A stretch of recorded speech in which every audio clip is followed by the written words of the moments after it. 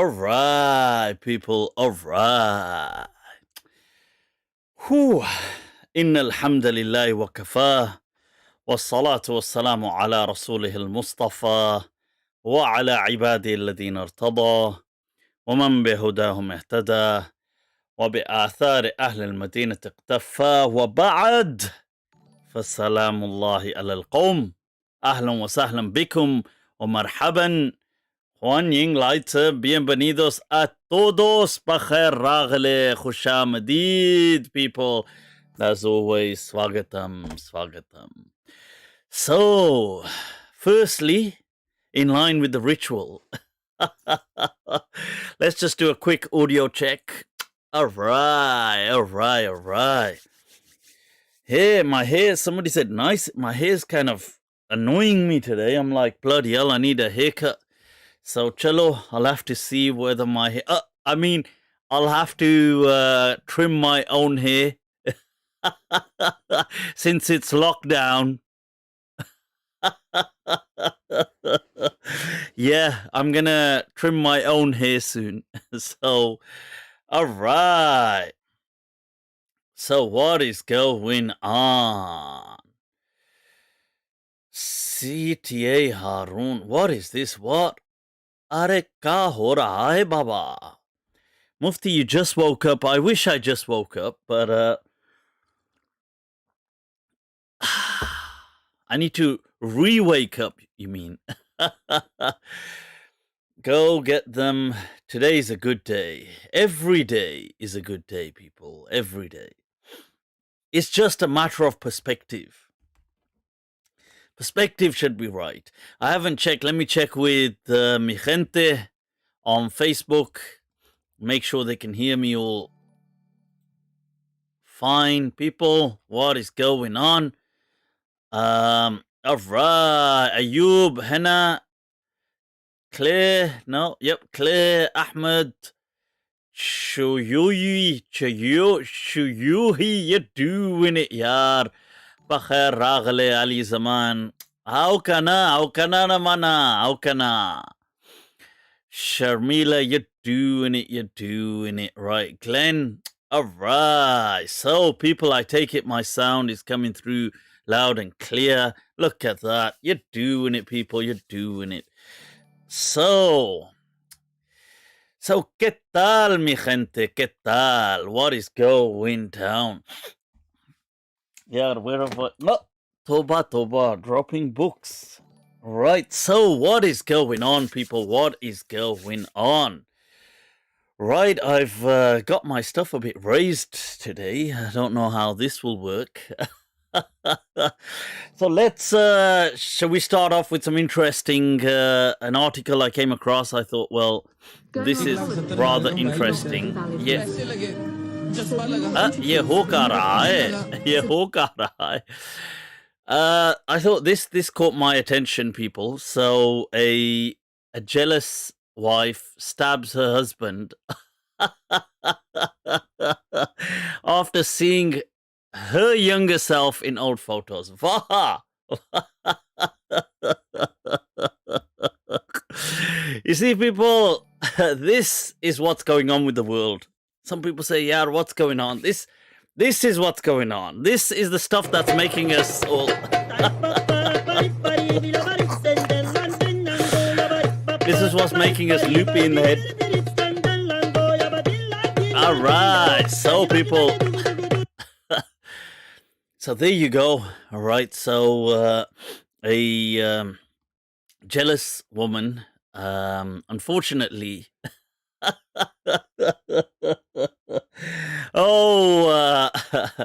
how this love will be the death of me, her husband may have said once. Jawani ke dinon mein, during the days of youth, and there you go. It's he's got stabbed for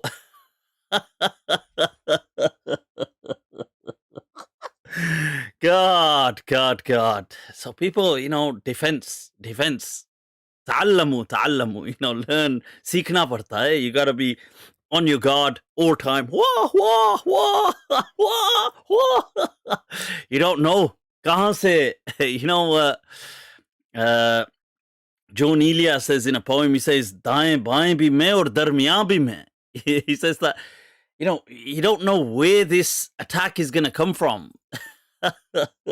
Speaking of that, people, speaking of that, I have to say a special muchas gracias to Sid. Those of you that know Sid G, he's often on Facebook. So he tunes in. Sid, you're doing it, yard. You're doing it. You know that. Yeah, look at this. He sent an awesome Trekkie, people, a tracksuit to push the pace. Va. No es necesario, pero muchas gracias. I dearly appreciate it. It is actually a very slick suit. Those of you that did want it, I did say, look, let me get your details, Sid, and get them out to people so they can see. There you go. That's him on Instagram. That's the suit. Mine is the one on the left, the grey one. So if you are interested in martial arts, that's Sid, our, who regularly comes on and comments. He's also a master in BJJ. Just in case people misunderstanding BJJ, Abe Salo, there's two. Just in case, Sid, you start getting spammed all of a sudden by people thinking you're a master in in also a form of arts. So people, if you do turn up accidentally to Sid, this are not nice, martial arts expert. So so people, right, moving on. What is going on?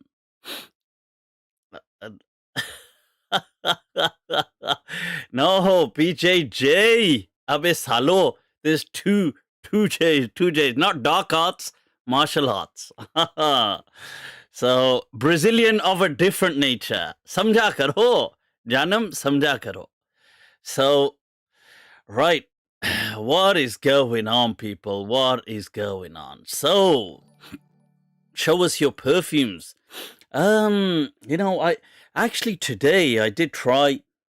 I had a sample arrive of Louis Vuitton Matière Noir, dark matter, and it's actually quite weirdly alluring in a way. So it's something I'm not usually into, the noir kind of perfumes. So it had you've got all that kind of dark presence to it. Whether it's noir, it's going to usually be this. Whether it's going to be that kind of peppery, even that kind of tea, dark tea kind of smell in there. Usually that kind of fragrance. But with a bit of oud stroke velvety. I don't know. It's not the kind of fragrance I usually go for, but I thought, Louis Vuitton. So chalo, let's try it out. And it did, it's okay actually. It's quite, I would give it something like, I was expecting it to be just like, I know this is not going to, Louis Vuitton won't be very pleased with this, but I was expecting it something very mediocre, 5 out of 10. But I'd probably give it like maybe 6.5. Maybe between that and 7, depending on but it's that's because it's not really my kind of style, yet it still surprisingly impressed me to some extent. So that's but generally I have to say I've never been as impressed with a perfume house, as I have with Tiziana Terenzi. I'm very just wowed by, as a house, as a because you don't really get, an entire, even if you're looking at, and this is niche and it's top, but if you're looking at, whether it's the house of Damali, whether it's going to be Tom Ford, whether it's going to be there's not usually many that will absolutely strike you down.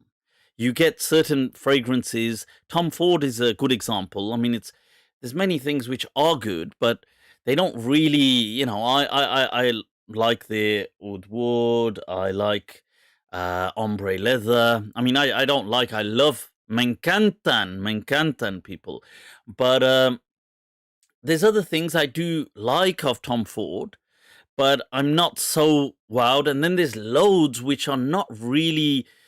They might just be okay, nice, but they're not like wow. And he has so many, and some are so overrated. And I remember effing Fabulous was just so hyped up in my perspective. It was good, but it wasn't nothing near the hype.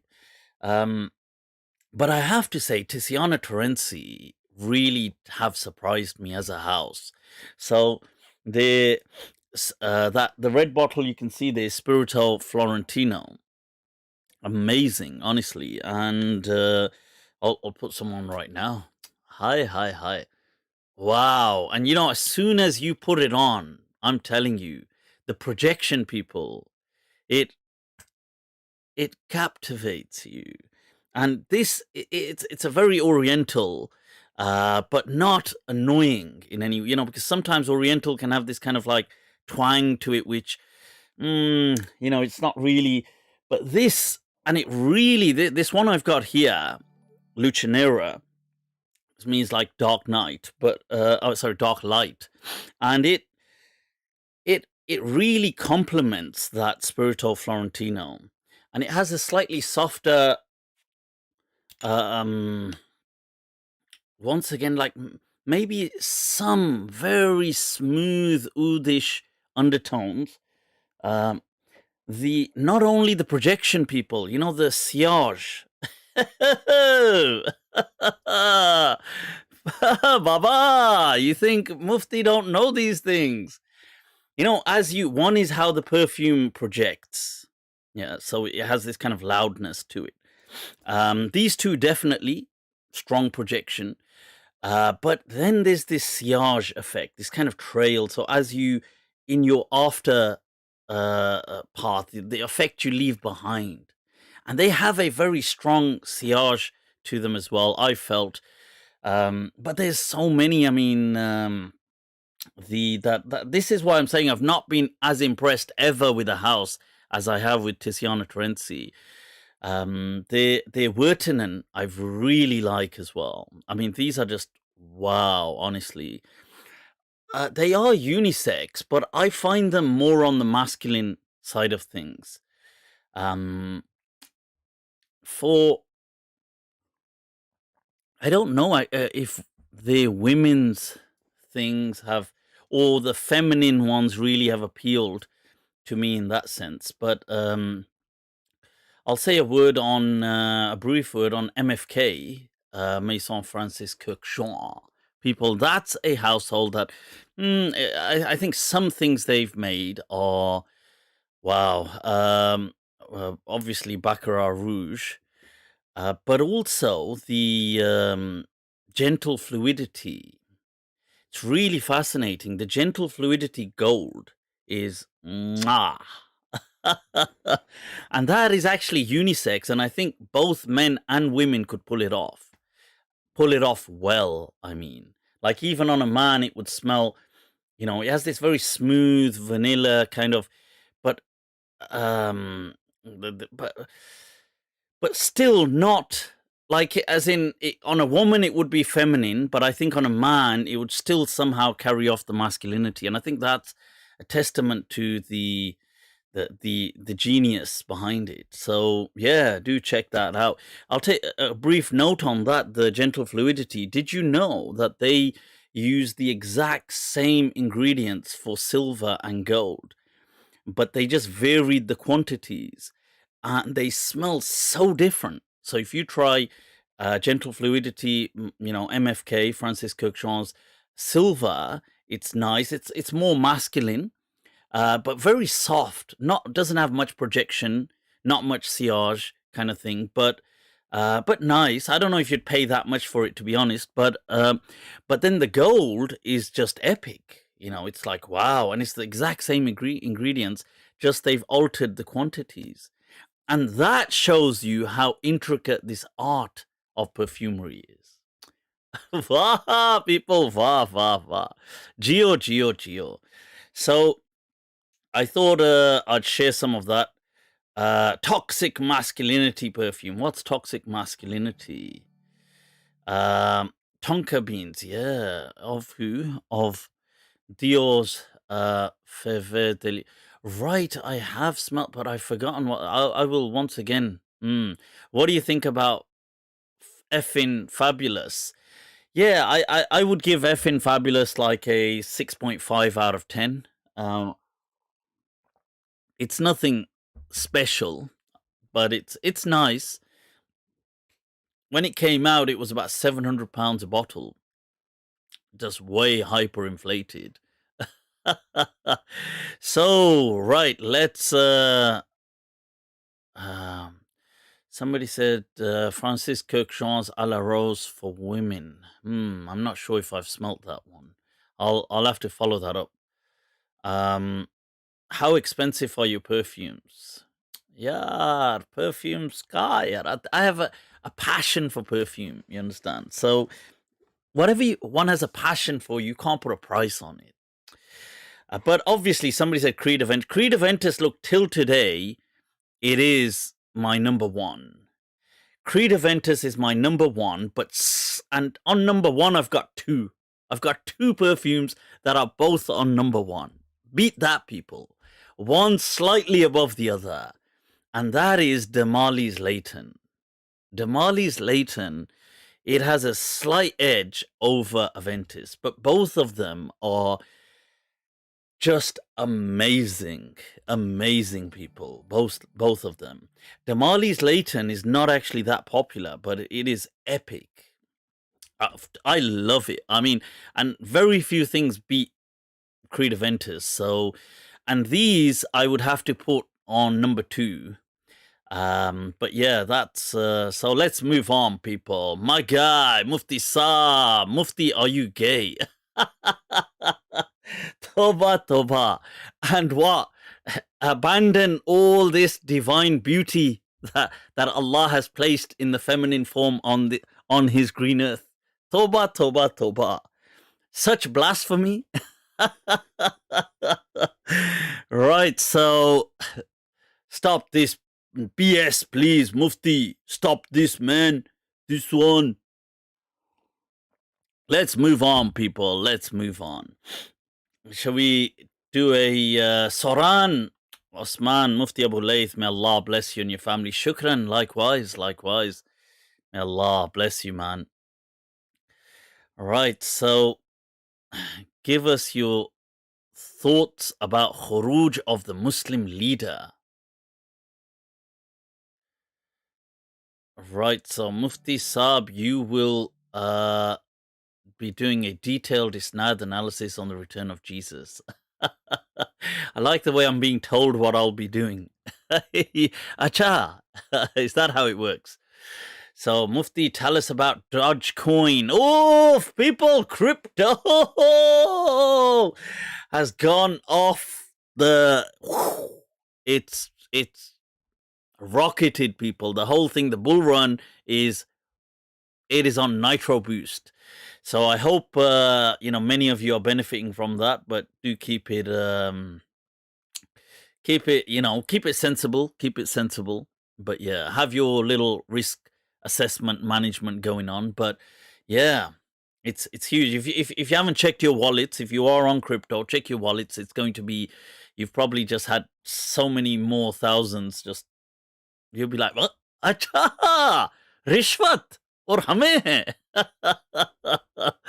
Right, so somebody said, I think it's pronounced doggy. Huh? Oh, is it? I've been saying Dogecoin, unless they say Doge. Who cares? It's a joke. It's a joke coin anyway. That's just been hyperinflated. Right, so what is going on, people? What is going on? poetry. You know what? People have asked me, Mufti Saab, you haven't shared any Arabic poetry. So the other day I was listening to some, just going through it again after so long on YouTube, and I thought, you know what? Let's share a snippet with mi gente, with my people out there. So this is Ya Ayyuhas Saqi.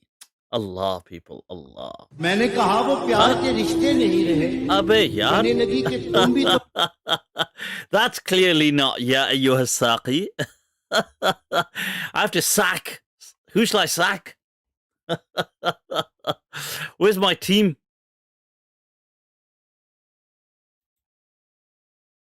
अच्छा ये बातें हैं. Let me मैंने take a कहा look, वो people. प्यार के रिश्ते नहीं रहे कहने लगी कि तुम भी तो वैसे नहीं रहे अच्छा चलो, you can hear that Urdu one till I bring this up. पूछा Where घरों is में it? खिड़कियां क्यों खत्म हो गई बोली कि अब वो अच्छा. झांकने वाले नहीं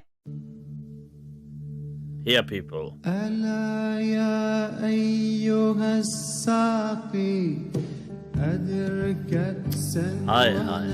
وناولها فمن توقاه نفس في شراب العشق يعذلها ألا يا أيها He's saying, pass the cup, pass it around. أدرك كأسا That's don't hold on to the cup, people. Hi, hi, hi, hi.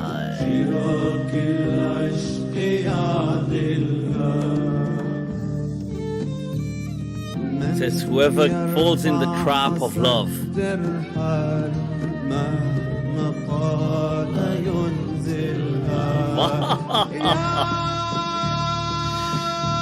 Vah, people, vah. You know, one of those days when you just want to...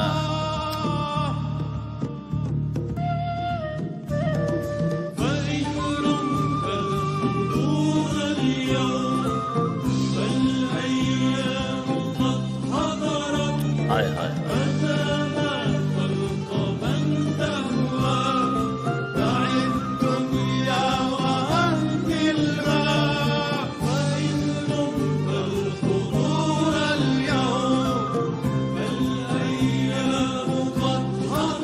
Allah, Allah.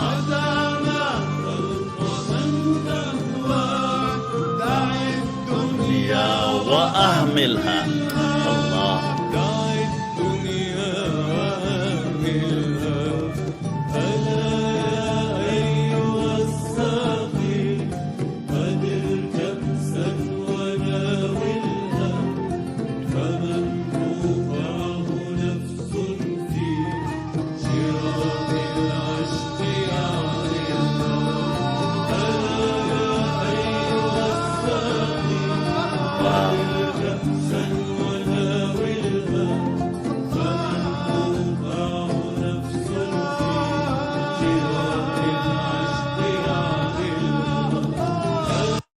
Allah, Allah, Allah.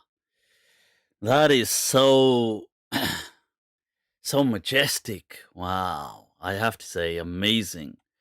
But yeah, I thought, look, let's share that. I'll share some, time to time, I'll share some classic Andalusi kind of, I do listen to them sometimes, Arabic poems, that are songs on YouTube.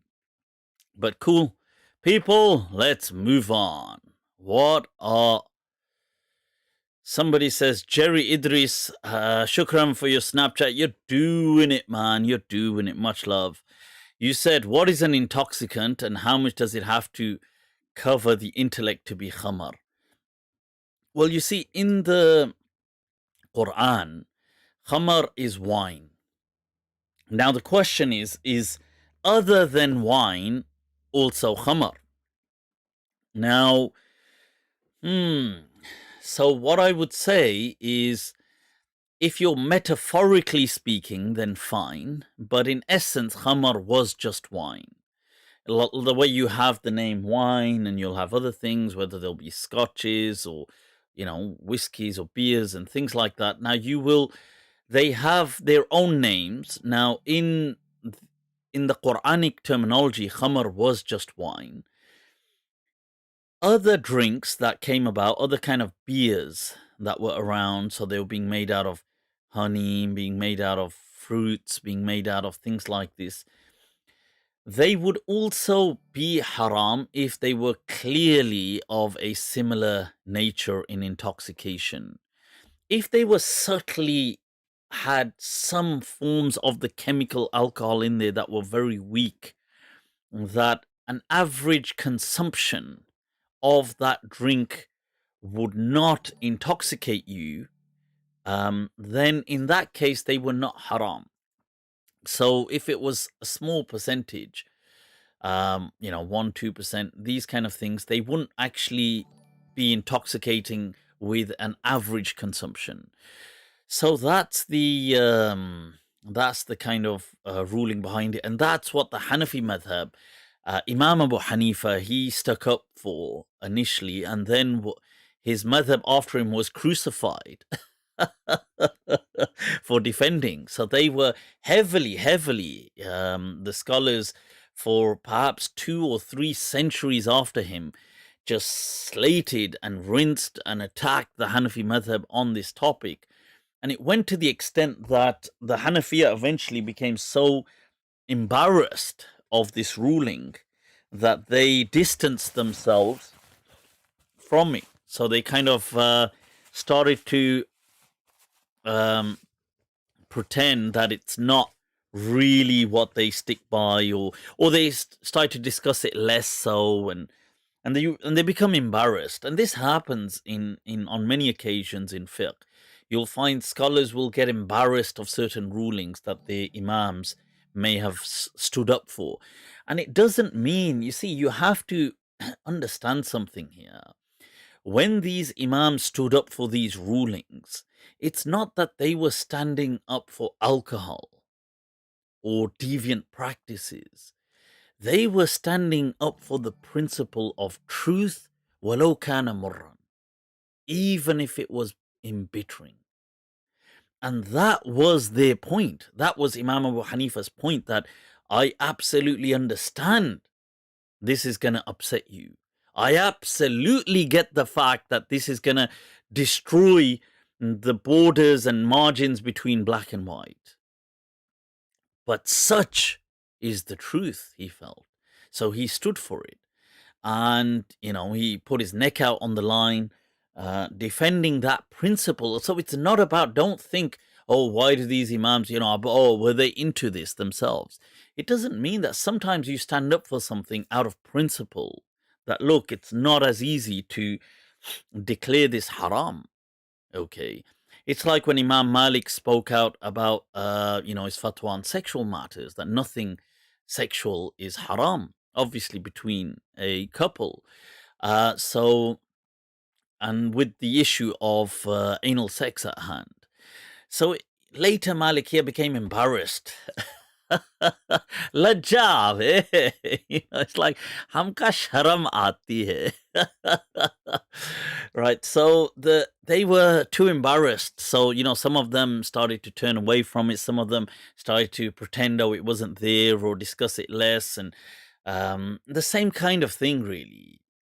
But it's not, you see, what Imam Malik was doing was he was defending the principle. It's not about whether people do these things or not, but it's about, you can't, that do not declare something that Allah has not declared haram as haram.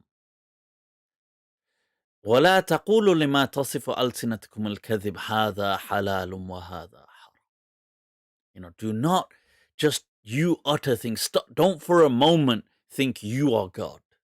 You're not God. You see, so don't you just think you have the right to declare it haram just because you find it disgusting or sick or a deviant practice, or you find this a problem in society. And it may be these things to several people, but still you're not God. And that's the principle that these imams kind of stood by. And hence, when Imam Malik stood by the ruling that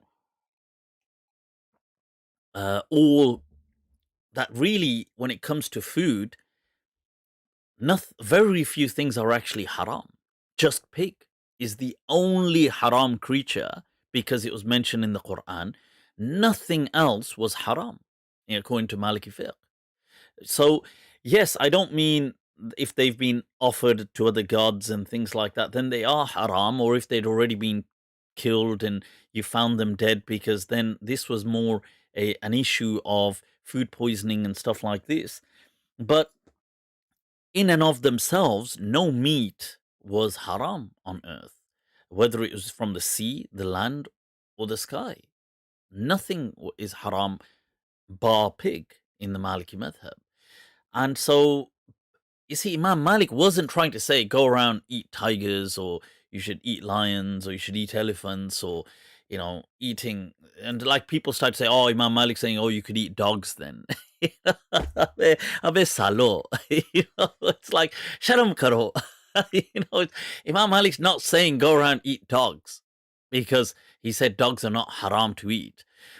You see, I mean, he never said dogs are not haram to eat, but he said this principle that nothing is haram to eat except the pig. So people say, so not even a dog. So, so they say, look what the Malikis say. It's like, but this is not what he was saying. He wasn't saying go around and do these things. Soil is not haram to eat. If you pick up soil and eat it, it's not haram to eat. Doesn't mean it's good to eat. So there's a difference between declaring something haram and between whether people eat it or not. But just because you don't eat it, don't for a moment, not for a split second, think you are God and thereby declare it haram. Don't do that. This one, not nice, my friend. Right? So, and this is the problem that the mullahs had, you see, that they have this God complex. They say, huh? Acha? Allah never said it's haram. Chalo, main hu na. If God was busy, don't worry. They say, main hu na, I'm here. I'll declare it haram.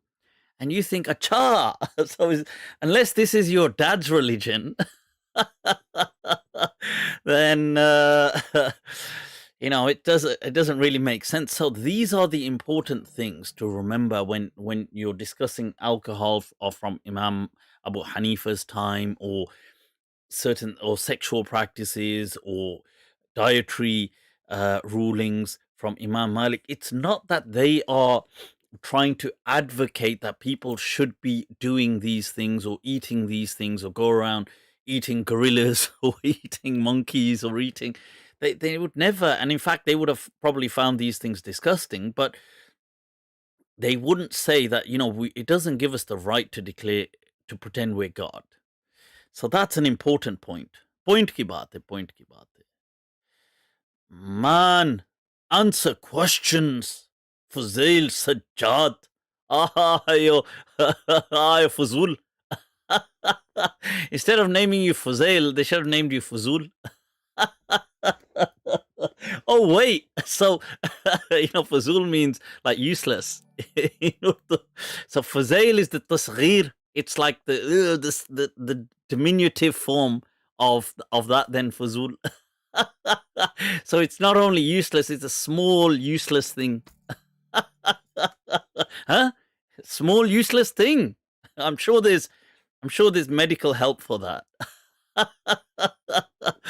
Fuzail, don't worry about it, man. You come live and we can discuss the medical issues. We'll put on our stethoscope. We'll do some role play. So, people, question for FMC. I see I can still. Spirit of Florentino, people. Spirit of Florentino. Question for the chat. Mufti, was Imam al-Ghazali against science and reason? Why was he against great philosophy? Was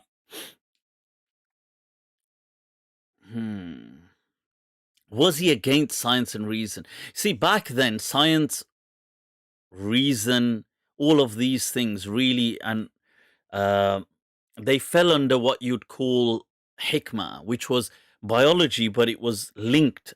So observing the world around you and learning wisdom from it meant observing nature, observing biology, observing. So all of these things fell um, under hikmah. Although just medicating, the art of medicating was also called tib as well, but generally hikmah covered what today we would call science in addition to philosophy. Somebody said the fragrance sculptor. Chalo, we'll check it out. Right, so was Imam Ghazali against these things? I think he initially wasn't. He initially was a huge advocate of these things. Later on, there was a period where Imam Ghazali went into a hermit. He went through a hermit phase. He became a recluse. Okay, and he had a crisis of faith. So it's important to understand. Look, each person in their life goes through their own journeys. It's not. Um, and Imam Ghazali went through his. Um, and it got messy. It got rough. Sometimes that is sometimes that is a sign of your own intelligence, your own genius. That how that you face challenges and problems based on your own kind of capacity. That وعلى قدر أهل العزم تأتي العزائم, as Mutanabbi says. So it's Ghazali faced his own demons, and they were as mighty as him. And there was a period where they got the better of him.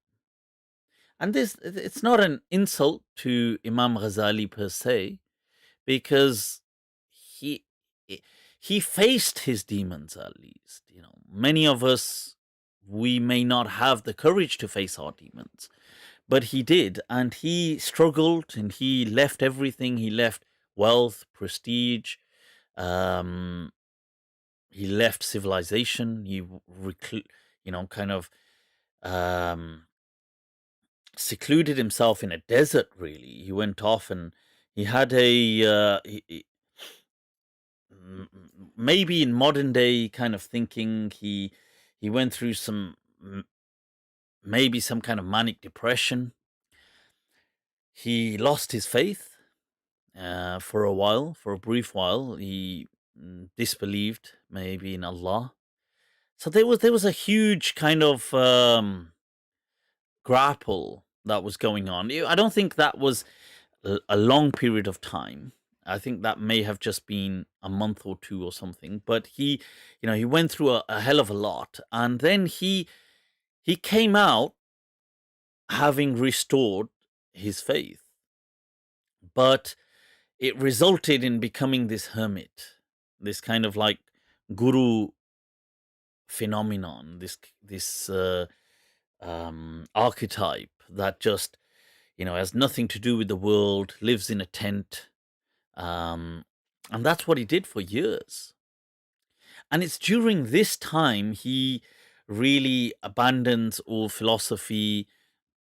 He abandons reason. He thinks reason can't really, it led him it's it's not that it led him astray, but he feels that it took him on such a ride and then left him. Like it couldn't make it the whole way. He felt that, you see, so he has a book called Al-Munqidh min al-Dalal, that this salvation from misguidance, or I don't know how you translate, how maybe they've got translated the title a bit differently. Salvation maybe from, yeah, Dalal is misguidance generally. But so what he feels is that, look, in overcoming my demons, I resorted to reason to the nth degree. And although it was very good, but in the end, it abandoned me. And I found myself defenseless against these demons. And he says, and in the end, the thing that just helped me overcome this was a kind of blind spirituality that I just have faith in God, close my eyes and just leap. And he did, and that's what kind of saved him. So he writes this in his book. It's not a big book. It's, if you're interested in reading it, it is available. I'm sure it's translated as well.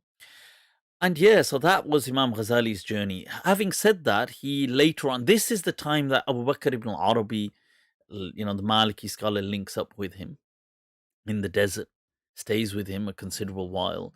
This is the time he's writing, his Ihya Ulumuddin reflects this mindset, by the way. Abandon everything. It's all about desires. God is always going to take everything to account. And this very hyper ascetic perspective on life. And how you can never trust reason or trust your intellect. It may abandon you at any point. This kind of attitude comes forth from his book, Ihya Ulumuddin. So, but that said, in his later years in life, he does actually go back to Baghdad. He does not die upon this ascetic state. He, in later years, does go back to resume somewhat of a career as a scholar. So he does resume that and start teaching, public teaching, and all of that. So it seems that he backed off from some of this stuff, because if you read his stuff about when he's in the desert, he's dissing everything. He's like, teaching fiqh is useless. He's like, this is all, it's all, and he speaks very disparagingly towards scholars of fiqh. And he considers this a worldly science, fiqh. It's not even something that will take you to God. It's more about the dunya. But then later on, he goes back to it, and he seems to maybe, at least, if not abandon his ascetic view, if not abandon it, then at least mitigate it and bring it down a bit so it gets a bit more realistic. So yeah, but this view of Ghazali, this ascetic thing, it gained so much popularity after him, and he was, I suppose, one of the pioneers of it. And that this view of abandon reason, don't trust your intellect, don't do this, don't do that. And it's not to become, like the way the Salafis say abandon reason. It's not their kind of cry. Their cry is a dumb cry. It's like the Sunshine Group and we do literally, and Imam Ghazali wasn't like that at all. He meant be suspicious. And he meant resort to a deep mystic spiritualism. So it wasn't like, not to confuse it with when, Wahhabis say things like, don't trust reason. They mean something completely different. They mean become dogmatists and literalists like us. Jump into...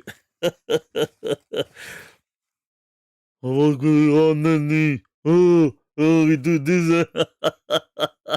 They're like bottom set. Those bichare are like, on the bright side, they're eligible for learning disability benefits.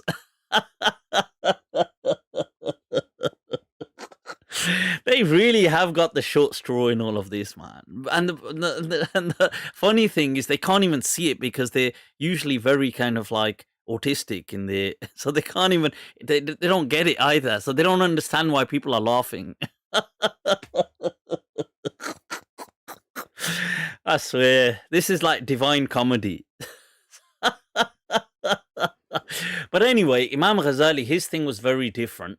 But people after him, this view really became a mainstream view afterwards. This Sufic kind of way of looking at things, of being very ascetic and very... So hence, I would say, yes, it is true that Imam Ghazali, his influence had a detrimental impact on the voice of reason. Although I think it did so indirectly. It wasn't that he was saying it in his day and age and everybody was practicing it. It wasn't like that. It was more that he did it became this. He was already a superstar because of his debating against other sects and things. So it's like, imagine you get a celebrity today that becomes something else. So what happens, that's what he did. So he was this celebrity, he becomes this hermit. This says you should be suspicious of reason and everything. But maybe in the generations after him, this tendency, it spreads like wildfire due to Sufi practices. So Sufism in Ghazali's time was not really popular. But after him, when it gets popular, it carries this wave of this attitude. And hence, Imam Ghazali, because he kind of fed into this attitude, he indirectly influences this the war against reason. So it was more an indirect, influence. But yeah, but I'm not, criticizing him for. Like I said, it was his journey. Obviously, I'm criticizing his thing, but I think he didn't. It's not. It's unfair to say he did it and people followed him, because that's just not true. They didn't just follow him because he said it. But much after, when the tradition took hold, he became. It's a bit like Ibn Taymiyyah in a way. He becomes larger than life, but not in his time. When the Wahhabis rise up and take him as the amazing not founding, but inspiration, he becomes influential. So it's a bit like that. So when the Sufis later on take Ghazali as a kind of role model and an inspiration, he becomes influential. Cool, let's move on, people.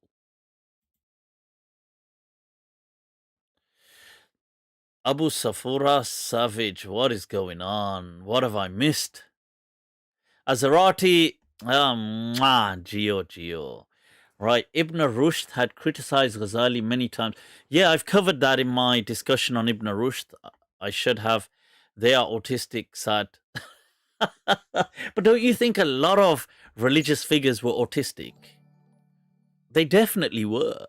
I feel that people like Imam Ahmad, Ibn Hanbal, Imam Shafi'i, I feel they were autistic people. I mean, that doesn't mean many autistic people are geniuses. But so many key professors and people like that are autistic, but they're incredibly intelligent and super clever. But they're not, they don't sometimes get social cues on the same level. And the worst thing could be, I suppose, it's not a worst thing, but I mean, I have to reword that. It's not the worst thing, but the kind of damage that it could cause some damage in the sense when they become then leaders, because they are then emulated. But what you don't understand is that they probably didn't understand certain social interactions. So yeah, but I mean, people like I don't know if Ibn Taymiyyah was autistic. I don't get that impression he was autistic, but I get the impression he suffered from maybe bipolar or some kind of you know yeah, I think bipolar, but definitely if not some psychotic disorder, maybe some form of schizophrenia or something. But yeah, it's because it's definitely, that's what I would think with Ibn Taymiyyah. Are you scared of Pir Saqib Shami? Are you talking to me? Why would I be scared of Pir Saqib Shami Sahib?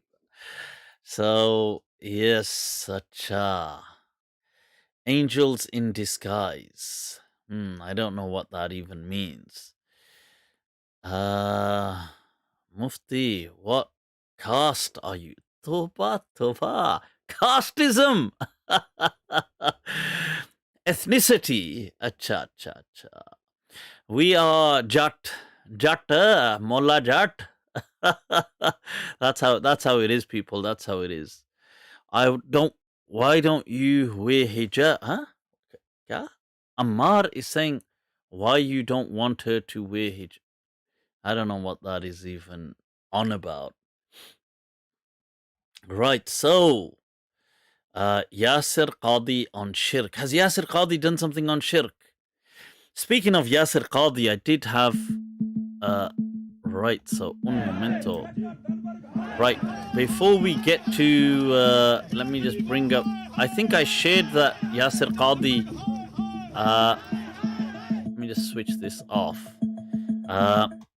I think I shared last week about Yasir Khadi sharing Bollywood dialogues. Hi, hi, hi, hi. This one where he's quoting Banda Bada Ajeeb Aadmi hai. Hi, hi, hi. And then also comparing in radical cups. अबे ये हो क्या रहा है? अरे क्या हो रहा है? Dajjal with a small d. Or we can Small say d. mini Dajjal. Mini no problem. Dajjal. But there is one Dajjal with a big D, okay? That's big people. Why this cola very D? Why this cola very D? Rhythm maintain. Rhythm maintain. So people, as you can see, Yasir Khadi Sahib has now also got fancy mugs and cups. Who influence who? Do you think, how closely, let's be honest, how closely do you think these guys, or even forget closely, do these guys watch me? Sawal uthta hai. Huh? Sirf sawal uthta hai, nothing else. Uthta hai sawal. That do these guys watch me? Ab yaar ye I need some insider intel. So those that are behind the scenes, those who work closely with Yasir Khadi, if you wanna defect and you wanna switch sides, तो आ जाओ यार, double agent खेलते हैं, double agent. So let us know. But I definitely do feel they watch, they must watch me. It's interesting. The other day I was I messaged this Mufti Saab and I said to him, look, I was just sending a message. Oh, if you want to, I don't really see him on social media or anything. And I said, if you want to come on a Mind Trap or something. And I told him, I said, look, I have this podcast called Mind Trap and, and normally I do my Monday nights, but do come on my. So he responded like, come on, Mufti, that yeah, everybody knows about your. He said, you'll be surprised how many people eagerly watch your masala segment. I was like, you nutty. You're teasing me. So people, Mufti, check your super chats. Did Mufti lose mass? Hell yeah, loads. It's been what, 2 months I can't go to the gym. We're dying for the gym to open up, yeah. Abe kholo salo. Let us get back in there. Withering away here. But that said, people, many great stuff is being achieved. I have to say, I've created a little executive task force. People, executive task force. And we've been on it. I mean, super on it. Part of it is we've been creating this Discord group. I will be advertising it very soon, hopefully this week. And it will have several features on there that are already integrated with things like Patreon and hopefully YouTube membership programs, where there will be general things that will be featured for people on there, some which are exclusive, whether it's sharing videos, courses, and an actual air channel where it's amazing. I mean, Discord just has so many features, but I've got an amazing this one voice channel which is obviously an exclusive entity on there, which is the Sanctuary. People, and that will be just for absolute live. Whenever those people are on there. But there's many other things, whether it's going to be shared learning streams, but all of this we've been working on it this in the last good few days, and so much love and respect going out to the whole team. Mwah, especially Ash'ar, Ataullah Saab. Right, so there's some great stuff being prepared. So inshallah, I'll share that soon. Get it out to you guys. But good things are happening. So the reason I was saying that is there's a lot of movement happening, people. A lot of movement. So right, yes, there is just to be clear, there is a MALM's fan group on Discord, and I support that, and I advocate it if you guys want to be a part. But that's not actually my thing. That's open to everyone. I believe Inaya and Zeba and other people, they run that, and there's many people on it. So, and I think that's great. So they do later on share the link to that. Do join that. My Discord is different. I'm not on that one. This one, obviously, I will be on, and it's more about. This is more about memberships. So it's about what I offer to people who are on Patreon, who are supporting me, who are showing their love, showering their love. They're like, Mufti Sahib, ye lijiye. So it's a bit of what I'm giving back to these people exclusively. So it's certain exclusivities, idiosyncrasies, people. Right, so what is going on, people? Mariam, all right, we love you, Mufti. Mwah, Gio, all of you guys, man. Much love, much love. Right, so people, what is going down? Is watching Netflix haram? Ali Naqvi, Sahib. Of course, watching Netflix is not haram. What a miserable life one would have if they lived in this day and age and did not watch some form of TV. Speaking of TV, yaar, my thoughts on the series Tandav or Tandav. Right, so I have to say, I is impressed. Saif Ali Khan is doing it, man. Buddy.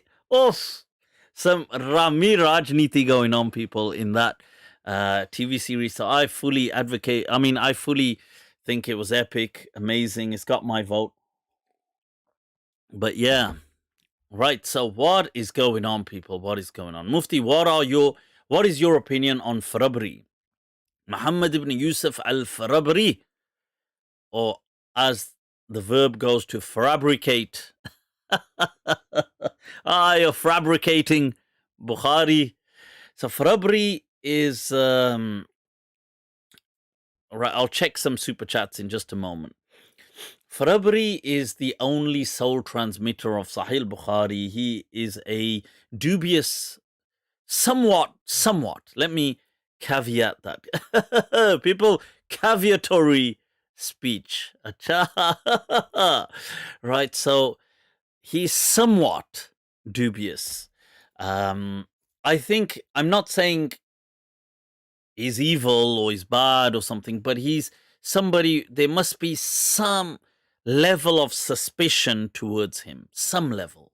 Even if it's a small level, but some level of suspicion towards Farabri because of certain statements that he made that were so grandiose in nature, like 90,000, 70,000 people transmitted Bukhari from Imam Bukhari, and only I am today the sole transmitter.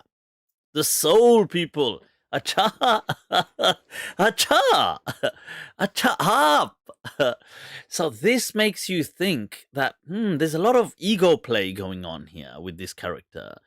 And then since Bukhari is such a huge thing for, later on with Sunnidom, I think we have to take this into we have to just kind of zone in a bit on it and just take it with a pinch of salt, what he's saying. So, okay, let's examine all the hadith individually. That's my thoughts on Farabri. He was not an evil person, and he was not a defamed character or somebody that's been vilified in his time. He was not. But likewise, he was not this great imam that later people back projected onto him. Because he did something, he became like this major imam. And it's like, that's rather convenient. So it doesn't, he transmits this and it becomes later on a huge success. It does not make him a major imam of his day and age.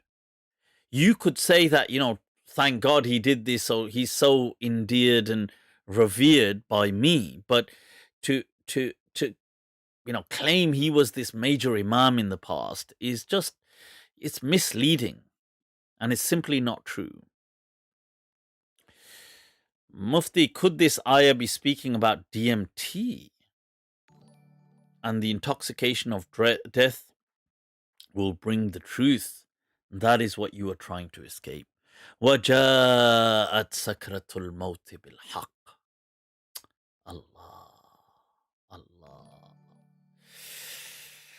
That has always been one of the most hard-hitting Surah Qaf, for me. It just has such a rhythm to it that it grips you, shakes your soul.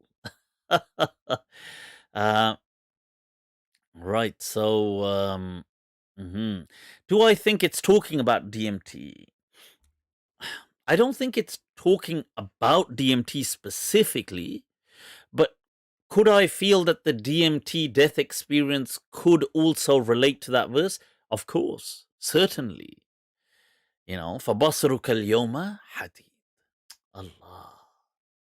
This, now your sight has become so sharp. And I feel that the kind of death breakthrough that one has with DMT or psilocybin, these things are really glances and glimpses, and of themselves a portal into the world hereafter. I definitely feel that. I feel that it's a portal to that dimension. And the strange thing is, when a person experiences it, it's a very familiar dimension. It's strange. But yeah, and I feel that once again, I say this on so many occasions, that I feel it's a shame that there's several things which the Muslim Ummah, kind of lost out on, they missed the boat with. And amongst them were things like art. And even though Muslims developed their own art, but they kind of missed out on general art and painting and music. They missed out on. But they missed out on psychedelics. And I feel that this is the elixir, the holy grail of this age. And I'm telling you, you can mark my words, people, Allah, that in the coming generations, the entity that will lead people back to God will be this portal and psychedelics, people. It will be this. The clergy have long failed, and institutionalized religion is nothing but a new form of slavery. People want to free themselves of these shackles, and that which will guide them to it will be what comes naturally from this earth. What just grows out of the ground, people. Staring, hidden in plain sight. Allah, Allah. Allah says, وَسَنُرِيهِمْ, that we will show them our signs. في الآفاق وفي أنفسهم حتى يتبين لهم أنه الحق. Allah. Until it becomes clear that this was the truth, we will show them. But the question is, if one was to say, where would have God hidden these portals? He hid them in plain sight. Just thinking about that is so. But yeah, I don't know. This is so. I definitely feel that, yeah, I value these kind of things, DMT, psilocybin, all this kind of stuff. I feel that they are the experience that they bring to someone is no short of an incredibly deep spiritual state that the person experiences. The only problem is, I say problem, the challenge, sorry, is that you see it's such a shortcut. So people sometimes don't know what to do with all that profound spirituality that they've just stumbled upon. It's like somebody just suddenly landing upon wealth. Yeah, so and there can be also bad trips and things like this as well, which I don't know if there really is ever anything such as a bad trip, or is it just another experience which one can really learn from. But still, these are issues of legalities. So disclaimer, disclaim. Please to disclaim. Wait, is that my lawyer on the line? It's like, Abe Saleh Mufti, what are you doing? Right, so yeah, so I'm saying that these, I advocate them in where they are legal. People, samjha karo. Right, what is going on? What is Mufti's educational background? Abe, yaar. You see, people expose me too quickly. They catch me out. They go, yaar, he doesn't even know anything. So, yeah. I mean, I have a bunch of degrees and stuff, but yeah, to me, these degrees honestly mean nothing. I think degrees don't teach people anything. The amount of people I've spoken to with degrees, and they're so. I genuinely don't really think there's anything special to. But I mean, my own, I have in religious studies, Islamic studies. I mean, religious studies being Islamic studies, but I have a degree in psychology, which a bachelor's of science, which, to be fair, I really did enjoy doing, and the only reason I did it, not for the degree, but for the passion in psychology. I have a postgraduate degree in teaching, in being a qualified teacher. I have a master's in education. Yeah, those are the kind of degrees. But I have my own alim course degree, which is equivalent to a master's in Pakistan, which would then be a master's in Arabic and Islamic studies. I have my Mufti course and ijazat, which go through the mashayikh, going right back to these major books of hadith. I have ijaza asanid in the Quran, going back to the Prophet in a chain of transmission from my teacher, all the way. Yeah, so these are really the main yeah, those are the main kind of qualifications, I guess. I did have some college stuff back in the days, NVQs in IT and stuff like that, but those days are long gone. Right, so yeah, these are the kind of things, but honestly, to me, if somebody said, I have a degree or I have a master's in something, a master's is okay, maybe at the beginning. That level of research is at the beginning where people really they're just starting. Okay, a PhD level of research, I would respect. That's where my respect starts. Yeah, so that's how it works. Upon ke respect. You know, it's not easily earned, you see.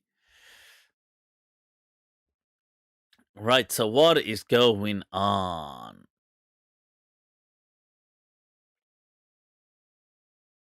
Mufti, how do you explain the Prophet and the companions seeing Gabriel in human form? I don't, you see, the Prophet seeing Gabriel, when the Prophet sees Jibreel, it's in this trance-like state. People are not seeing it. It's a vision that the Prophet is having alone. People may have assumed that certain people, at certain times, that person that came was an angel, but this is not the case. These were just their assumptions. You know, like how people today have this belief in many parts of the world, like in India, in Pakistan, but especially in India, I think more so, maybe in Pakistan as well. But people will feel that, like, let's say something was about to happen and some person, a stranger, came and saved somebody. Like, let's say a child was about to get hit by a car or something else, and some person that, you know, out of the blue just comes and saves the child. Now, people sometimes have this belief that that person wasn't truly a person, that was an angel that had been sent, and but he came in the form of a person. So these kind of beliefs even exist today, that people, they interpret that, oh, this person was, you know, he wasn't actually the person, he was. And some people sometimes believe death is like that, like they feel that some person that may have been watching them wasn't actually a person, was the angel of death. So, but these things are not true, these are more folklore, but still, in that sense, some of the companions may have interpreted a stranger as, oh, maybe that was Jibreel. But it wasn't. That wasn't the case. Mm. Right, what is going on? Salamu alaikum, Mufti Sahib. Gori is asking the question, people. Gori. Loji, Gori aaya. Gori is asking, Mufti, what do you think of your opinion of Bro Haji versus... I obviously, Gio, I have much love for Bro Haji. Like I say, you know, there can be people that you disagree with when it comes to opinions, but you just love them. And Bro Haji is like that. So I have love for Bro Haji. Now, what do I think of him versus Ustad Abdul Rahman? Did you watch? Oh, has it happened? Oh, damn. I just watched something where he was calling him out to a discussion. On that, I have not watched this. I will have to watch it, and then I will do a summary of it. I will speak a little later on about Ganguteli and his sidekick,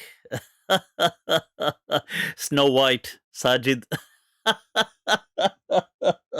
So we'll speak a little bit about that later on, where we've got... All right, I can't recall. Let me see. No, that's Danny Boy is actually as well. Danny Boy as well. But where did it go? Yes, so right, I'll find it anyway shortly. But there's a whole clip on them attacking Shabir Ali. So I will be speaking a bit about that. But speaking about this, I will watch it and get back to you. I've not seen it. On that note, I have sent a message on Twitter to Ustad Abdurrahman Hassan. I wonder what it must be like getting a message from me. Huh? अबे यार, ये साला कहाँ से आ गया? So I sent him a message saying, you know, love, Gio, inviting him to Mind Trap, saying that I would like him to defend the position, the Salafi position of Aqidah, and my challenge is that he will not be able to do it. I said just according to Quran was Sunnah. Quran was Sunnah. Quran was Sunnah. And I said, my challenge, Gio, is that you will not be able to do it. But I assured that I'll be courteous and respectful, and obviously I'll be passionate. I have that, you know, that much itna to banta hai yaar. But I will be respectful and courteous. And so I said, I do hope he takes it up. I did also extend to him the opportunity to say, will you like to take me up on Bukhari Gate? Because if you want to take me up on Bukhari Gate, chalo wo offer bhi hai. Tambien, we can do that as well. But I said, look, let's be fair, people. You know, it's unfair because, you know what? My research in this is too much. Mufti, this one, egotistic. You know, I have to beware. No egotism. Okay. So, but let's be real. You know, it's a bit of a handicap match, isn't it? On them trying to defend Bukhari Gate against me. Because, yeah, they would have to do a PhD and still fail. So I said, look, but should you feel ambitious, you know, agar man ki baat, you know, if you feel it, you know, if you feel it, then of course, labbaik wa sa'daik, I'm right here, right? So we can do Bukhari Gate, but I recognize, you know, I'm being fair. I don't want to be kind of come across like, oh, being all, you know, because look, it's hard. It's hard trying to defend against Bukhari Gate because you need so much knowledge on manuscripts, the people, the transmitters, and then when you get all that knowledge, you're just going to learn that I was right anyway. So I said, look, how about, you know, if not that, Aqidah, let's just do Aqidah, yeah? Aqidah min al-kitab wa sunnah, al-Quran wa sunnah, Aqidah, let's, and I challenge you that you cannot do it. I put this out. So let's see what he says. So far, it has been, I think it's been on Twitter, it's just one tick, isn't it, on a message? And it says the date and time, but I've had no reply. I was hoping Ustad Abdul Rahman Hassan might take it up.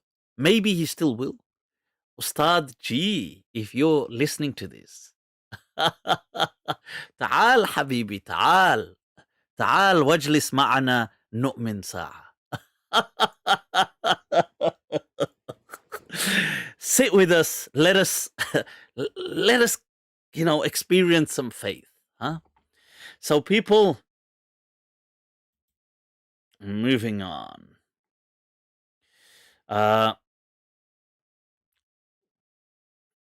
Right, so he won't debate him. These people have an agenda. I also sent a message on Twitter to Danny Boy, because Danny Boy, I'm going to speak about that a little later on. His attack on, his attack on Shabir Ali, but also when he's trying to come back with this whole thing of, you know, ijma and consensus. So I said, look, how about you come on, we have a one-to-one discussion on consensus. And once again, I said, look, this is my challenge, that let alone defend it, you won't even be able to define it successfully.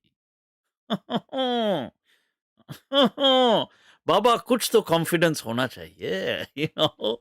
I said that, you know, this is, you won't even be able to give us a clear definition of what it is. Then you can talk. You know what it is? They pick on these people who don't respond to them. Abe, hum baithe hue hain. काहे को वक्त ज़ाया कर रहे हो? Come talk to me. You're saying, oh, ijma. अबे यार, यहाँ आओ. कुछ हमसे सुनो. Like, right? So what is ijma? I will tell you, man. I will tell you, man. You know, that तेरा जबरो जुल्म भला सही मेरा हौसला भी कमाल है. Hi. You know, you may have, you know, your tyranny and aggressive tyranny. It may be a calamity for some, but my undeterred determination, people, it's not comparable to anything. You know, this is kamal hai, kamal. So whenever they want, and you know, this, if a different sheikh wants to on their behalf, first of all, I'd feel that's chickening out, because you should just be able to have a convo with me, and this is my challenge there, that I will lay out, it's a dialogue, but I'll lay out what the challenge is, that you will not be able to even successfully define it. ऐसे सवाल करूंगा. I will ask such questions. Bohra जाओगे. So this is, but anyway, people, but they won't take me up. See, this is the problem. भागते हैं साले. You know, this is, they don't, they go pick on these other people, like Dr. Shabir Ali, such a nice person, picking on him, you know, because he's very respectable and he's very kind of, he keeps himself to himself and he's not the type to kind of engage back like this, so they pick on him.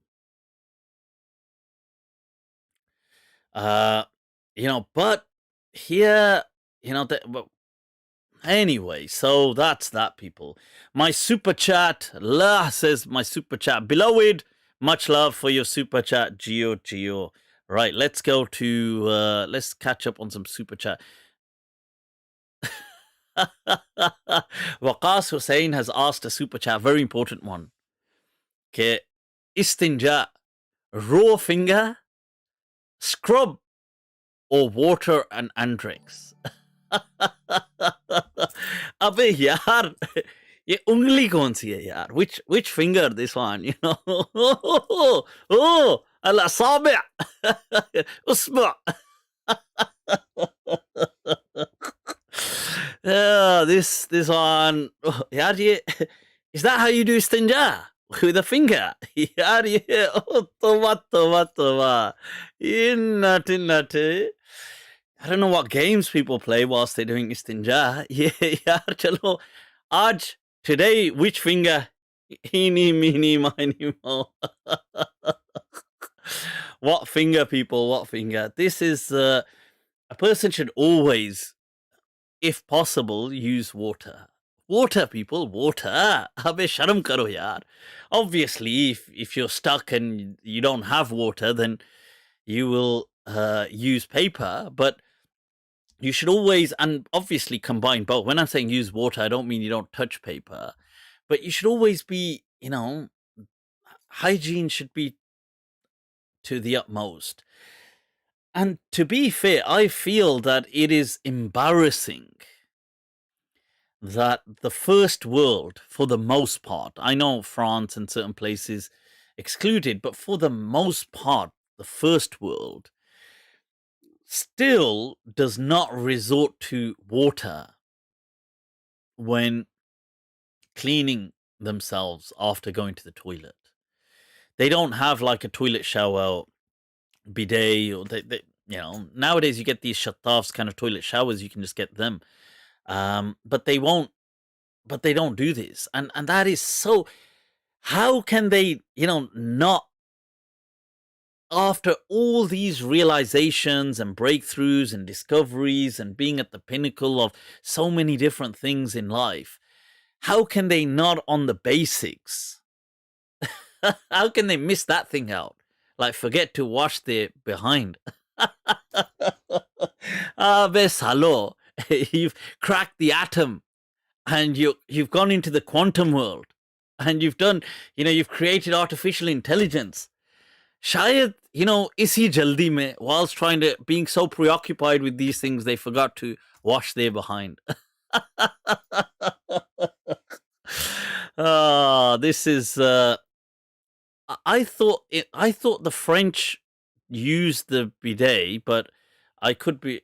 That's the impression I got, that they did use. And I think maybe some places in Spain, I thought because of, but I could be wrong. I've never, I am not that acquainted with the French, but yeah. So, somebody said they created the bidet, but don't use it. Okay. But it's just so shocking that, it's like, it's so common sense that let's just say, okay, people, I'm going to give a horrible example now, so beware, right? So let's say accidentally he wiped some crap. Let's say there was a dung taken right there, right? This turd is somewhere, but you accidentally got some on your hand or on your clothes. Let's just say, God forbid. Would it seriously be enough? Like, let's say a person got some turd on his hand. Would it be enough to just get a tissue and just go, yeah, it looks pretty much like it's gone now? Oof,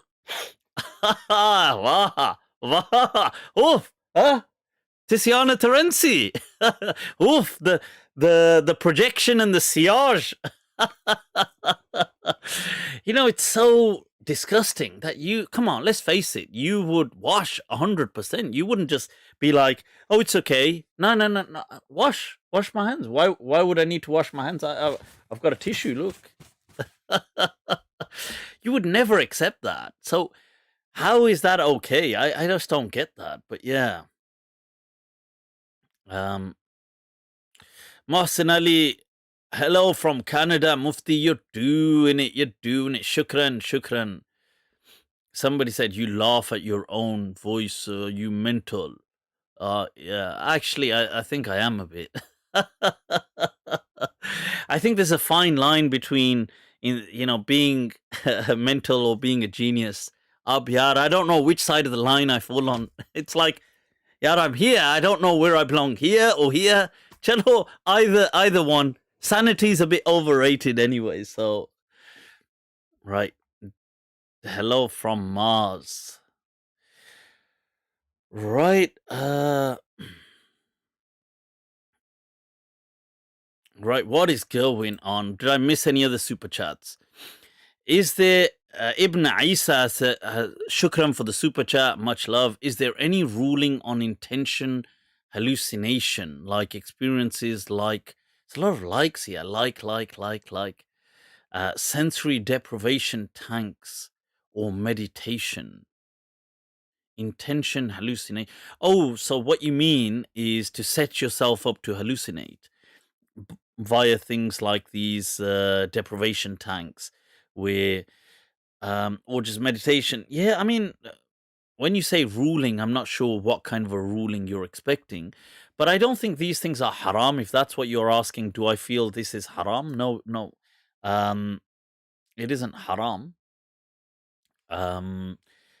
Obviously, I get the fact that, look, it's not everybody's cup of tea, but I think, yeah, it'd be interesting. I wonder what these sensory deprivation tanks are like. Chalo, maybe I should experience one and then let you guys know.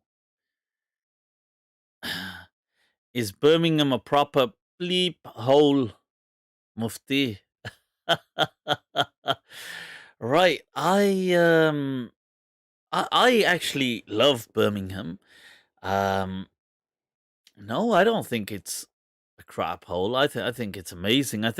You see, I think there's areas which are run down because it's a large city. It's obviously the second largest city in the entire United Kingdom.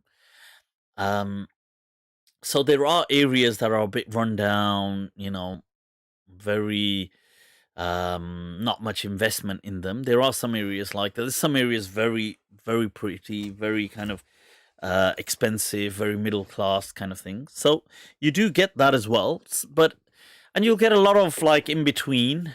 There's a lot of investment in Birmingham. It's a lot of people.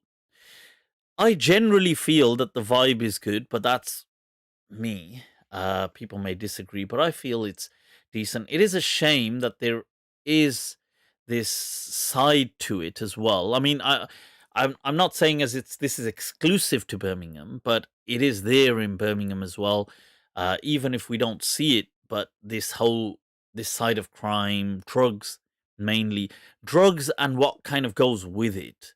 So drugs is a wretched cancer in in the corpus of the community, and Muslims unfortunately are within the UK. They are well immersed in the drug scene. So a lot of drugs are circulated by Muslims. A lot of drug dealers are Muslims.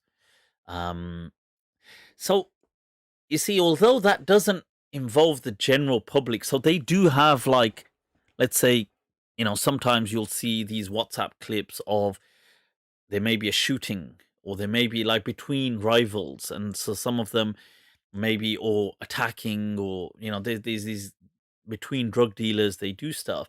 You don't see it, but you might get a viral clip on WhatsApp where you will, now obviously in day-to-day life, if you're around, you wouldn't notice these things. And it doesn't really involve, it's not like they go around trying to attack normal people of the public, because that would be stupid. It's usually between, like, one drug dealer is trying to rob another drug dealer's stash, or he's trying to do stuff like this. So it's a shame. It's an embarrassment. It's disappointing that most of these, or if not many of these people, or in Birmingham, I would argue most perhaps, are Muslim, Pakistani usually. So it is a shame that parents don't really. I mean, I don't know what power the parents would have now anyway over these people, because they would be grown, men. But even if they're young men, but parents generally tend to turn a blind eye to all of these. It's interesting. I was talking the other day with I mean, just yesterday, day before yesterday, with Ash'ar and Rami. I don't Rami, you're doing it, Rami. Right. So, and it's interesting. We're talking about the kind of juxtaposing Canada with the UK, and it was fascinating that they were telling me that this description of how Muslims are in the UK, especially Pakistani Muslims, is how in Canada the Sikh community is. It's very kind of involved in the drug scene, involved in all of that, involved in, and the very, the more educated middle class scene that we might see sometimes here with Indians, um, is over there with Pakistanis. And it's interesting. It was just the opposite they were saying. But here, that whole scene of that very rural mindset and just is definitely with Pakistani Muslims, and it's a shame. But I don't know. May Allah make things easy. This is why I think that several drugs should be legalized. I do feel that, especially things like cannabis and stuff like, because it would just cut out this entire market, and then it could be regulated and people could take them sensibly, and they would be, pure. But yeah, so I don't know. I don't know. Right. Yeah, somebody said Brum is full uh of wobblers. Birmingham is mini Mirpur.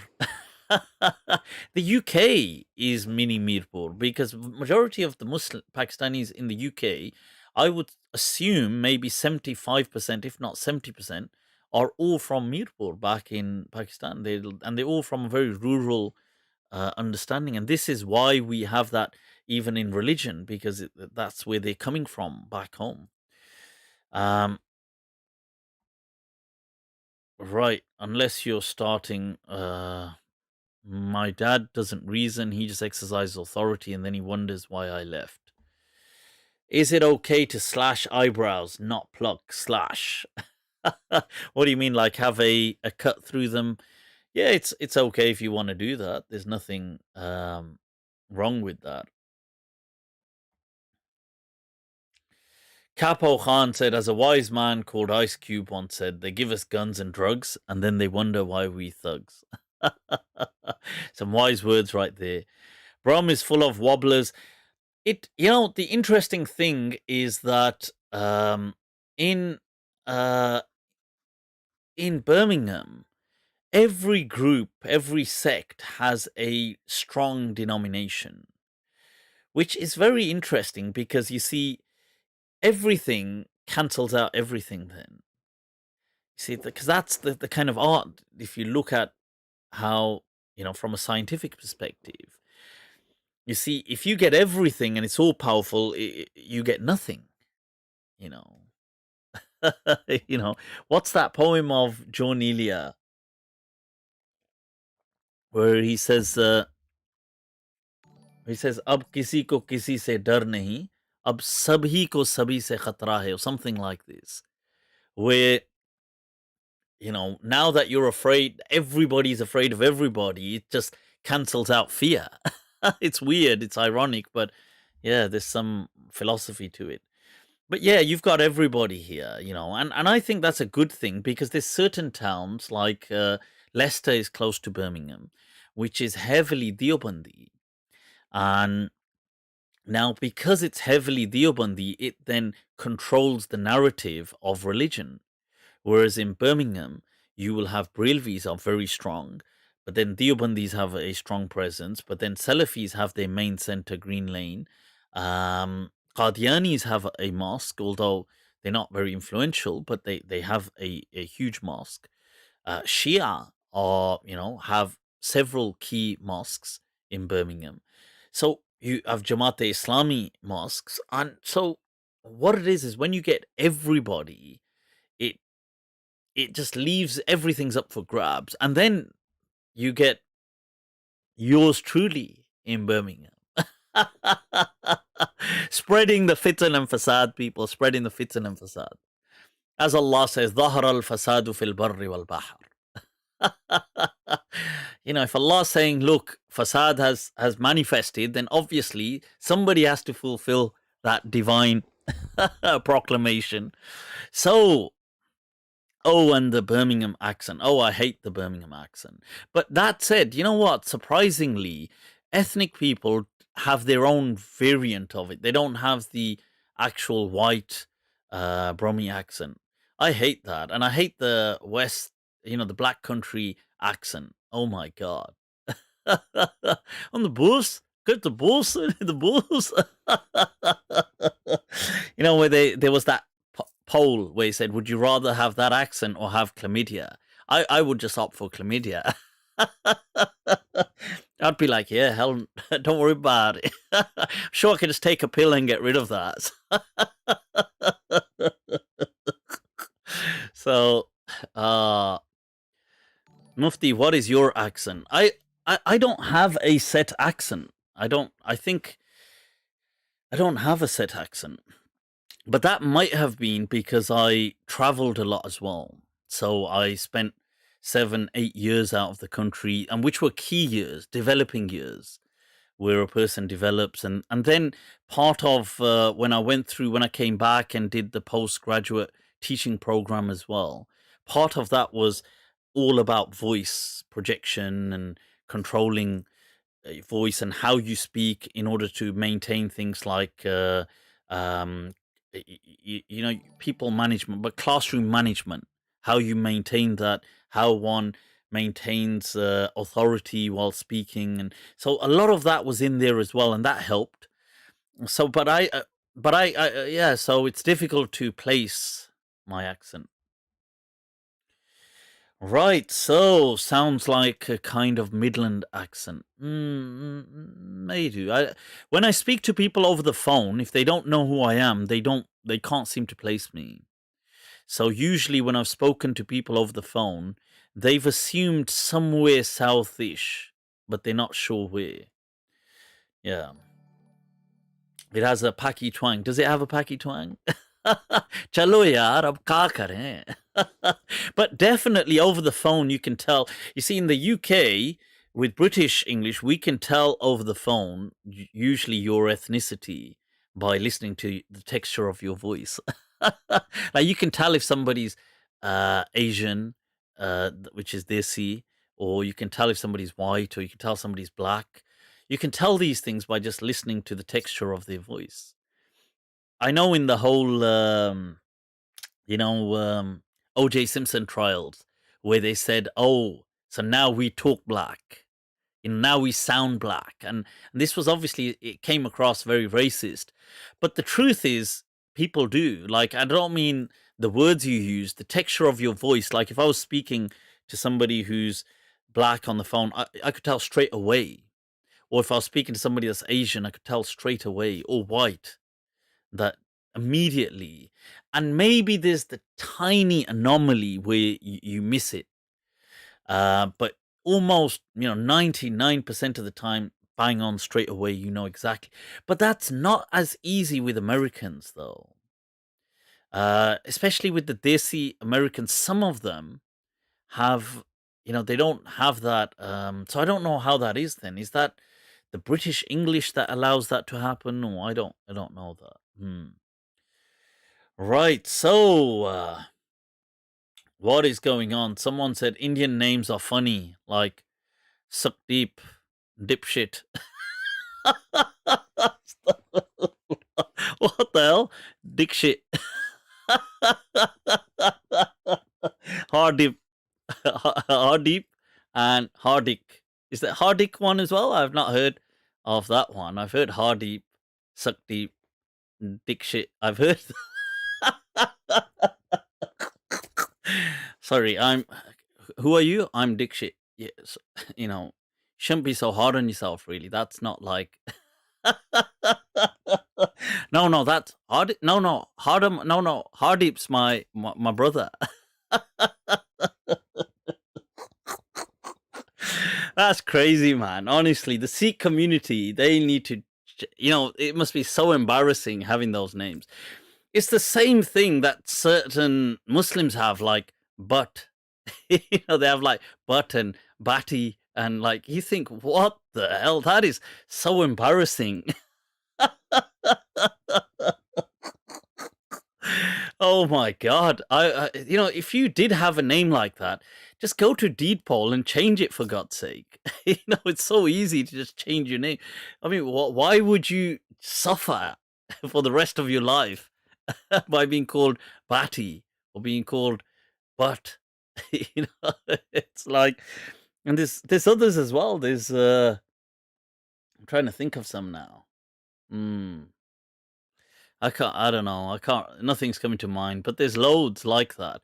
Oh, that's it. Maboob. Have you seen Maboob? Huh? What? No, have you seen Maboob?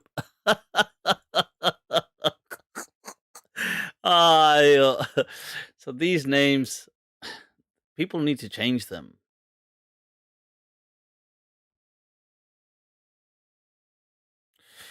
What are your thoughts on Manchester? Because I'm the Peer Sahib of Manchester. Sayyid, Hadi, Abidi, Jalali, Halali, Kalandari, Murshid. Acha. Another super chat, Mufti. Let me check the super chats. Did I miss any? Rami, you're doing it. Much love. See, people, Rami is also part of the executive task force now. You're doing it, Rami. He's making a Rami contribution. So people, how much is too much? What is the Islamic view of materialism versus asceticism? The Bible, I think, has a quote about the struggle for the rich man to enter paradise. The Quran sends some signals against wealth, but seems more so about abuse of wealth, but still huge emphasis on giving from wealth. So again, how much is too much? How much is too much, people? And that, Your Honor, was where the misunderstanding began. You go, "Ghalti se mistake ho gayi." Sorry, Your Honor, sorry. The question was, how much was too much? Your Honor, this was applied philosophy taking place. आप आप समझे नहीं. So it's applied philosophy. How much is too much? अभी कुछ मजीद? So, see, these questions, Rami, can get one into a lot of trouble if you discuss if you practice the applied sciences before the theory. So yeah, you see, Islam is not against the aggregation of wealth, right? So, making money, Islam is fine with people making money. Okay, so it's not an ascetic religion, but asceticism seems to have won the cultural war throughout the decades that ensued in Islamic history. That ensued, people. Right, so, right, because if you look at the hadith literature, the Prophet sallallahu alaihi wasallam is saying, when the companions ask, that they say, "Yuhibbu ahaduna," we would like, each one of us, or we tend to like, and antakuna ni'aluhu wa thiyabuhu hasana, and that, don't we want our clothes and our shoes to be good and look good? We want that. And the Prophet's response was that he said, Inna Allah jamilun yuhibbul jamal. He said, of course. He said, because you see, this hadith is an extension of where the Prophet is condemning arrogance. And the companions say, but Ya Rasulullah, we like dressing up good. We like having, expensive shoes and expensive clothes and from their day and age. So the Prophet said, well, Inna Allah jamilun yuhibbul jamal. Allah is beautiful and He loves people beautifying themselves and taking care of themselves aesthetically, and He loves this. But He said that I'm speaking about arrogance, which is where you despise other people because of it. So you see, it's not what you do to you. It's the moment you treat others based on you. That this is where huququllah come in. Okay, because this is an element of huquq al-ibad, the rights of other people that exist. So you can wear very expensive clothes, you can wear expensive perfumes, you can do whatever. You buy expensive jewelry, you can save money, there's nothing wrong with it. The question is, in fact, these things are actually very good sometimes. I personally advocate that people do make money, that they do, amass wealth if they can, that they do dress well if they can, or invest in, I say invest, but I would rather replace invest in enjoy things, you see, because why not? But the question is that don't look down on other people. Don't think, you tramp. Don't. That's haram. Yeah. Now, you looking down on someone, you trying to make fun of their poverty or their the vicissitudes of life that have struck them. This is haram. Okay, and it crushes their hearts as well. So these things, this is why Islam was just against that. And you see, having wealth means you can give wealth. You can't. In Arabic, there's a saying, "Faqidu shay la yu'ti." That somebody who doesn't have something can't give it. You need wealth to be able to give, and it's true. You can just give in charity in the sense that a person says, "Look, whatever little I'll get, I will just give."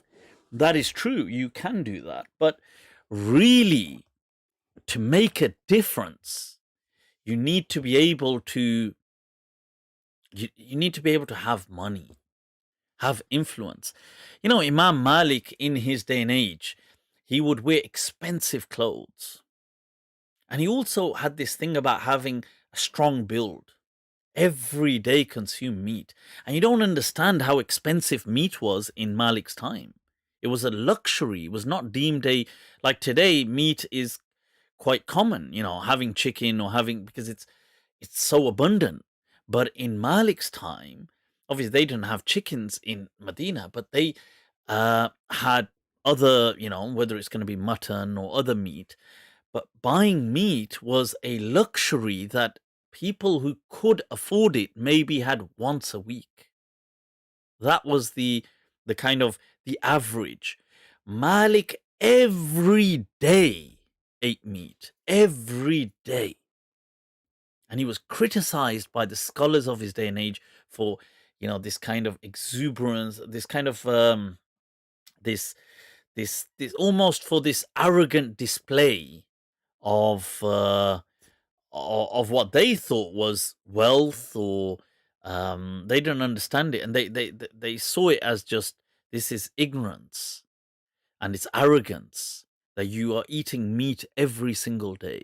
This is what, in fact, there's a famous letter, an open letter to Imam Malik, that was written by some of the scholars in his day and age, where they criticize him for his lavish clothes, for eating meat every single day whilst people can't afford it, and only those who can eat it once a week maybe, and for not praying much or fasting much, apart from he prayed the obligatory prayers and fasted Ramadan, but other than that you never caught Malik praying these extra nafal. Why do you think we love Imam Malik so much? But this is why they wrote this open letter to him. Yet people in his time, he was the Don of Medina. And Imam Malik responded to these people. He said, look, as to expensive, lavish clothes and eating meat every day, he said that I find that if a person maintains himself, he said the meat maintains your posture, it's protein, and it maintains your posture. And he says it maintains your posture and makes you look strong. And the good clothing gives an impression. Like it is, whether you like it or not, but good, power dressing, it impacts people subconsciously. And he said, I find that if the people of knowledge have this impact, then knowledge will impact. Wow. And he said, and as to not eating much and not fasting, he said, well, I read, I learn, and I teach. And he said that, look, what you do, he said, what you do is good, but what I do is also good. He said that teaching and learning and researching is not any less than you praying your nafal. And he said that kilana ala khair, that we're both doing something in its own way that's good. Like basically, mind your own business. So that was Imam Malik's reply to them. And so, yeah, there's nothing wrong. And in fact, people should amass wealth. It is power, it is influence, it is all of these things, but never become arrogant. And the Quran just highlights more about giving. The Quran never condemns wealth ever. That now one may say, oh, it speaks about it in things like alhaakumut takathur, but yes, or that is true, or al-malu wal-banun zinatul hayatid dunya, that is true. But then what Allah is saying is that alhaakum, yes, wealth, it distracted you from any meaning in life. Don't let that happen. You see, get all the money you need, make all the money, but have some purpose to life as well. Have some mission, have some, some engagement. Let there be meaning to life, not just because, yaar, paise to bante rehte hain. You'll get money, you'll get this, but you need some substance, some meaning, some value. So that's these verses that speak about, look, wealth, it distracts and so on. It's talking about that. Otherwise, the Quran never condemns people for being rich. Cool. I hope that makes sense, people. Right. Is there another? Let's see some super chats. Are covered what? Are covered calls in stocks halal? right? Or haram asking for some friends. Also, let me know if still interested in that Facebook IG service on Insta. What's Facebook IG service? Chalo, okay. Message me on Insta and we'll pick that up there. Are stocks halal or haram? Stocks, these things are halal. There's nothing wrong. Look, all of these trades today, I do not feel any of them are haram. Okay, they operate within a framework and greater statutory regulations that protect that framework, which therefore removes the tahrimi illa, which the fiqhi rulings had, that ma yufdi ila nisa' or ila safq dima, whatever that, things that lead to bloodshed or altercations and stuff like this. You see, there are laws in place to protect that now. So it doesn't quite work like that. So that's fine. Okay, let me just check what else have I missed. Any questions? FMC says, Mufti, why is Pakistan full of crazy, angry, religious people? I thought Muhammad Jinnah was pro-education, pro-secular. Yeah, he was actually, but it's sad, you see. It's because people, they're kind of lost and confused and and really, you see, it's a complicated process, if I'm going to be honest. A lot of it is to do with not, I know this is going to sound crazy, but a lot of it is to do with geopolitics.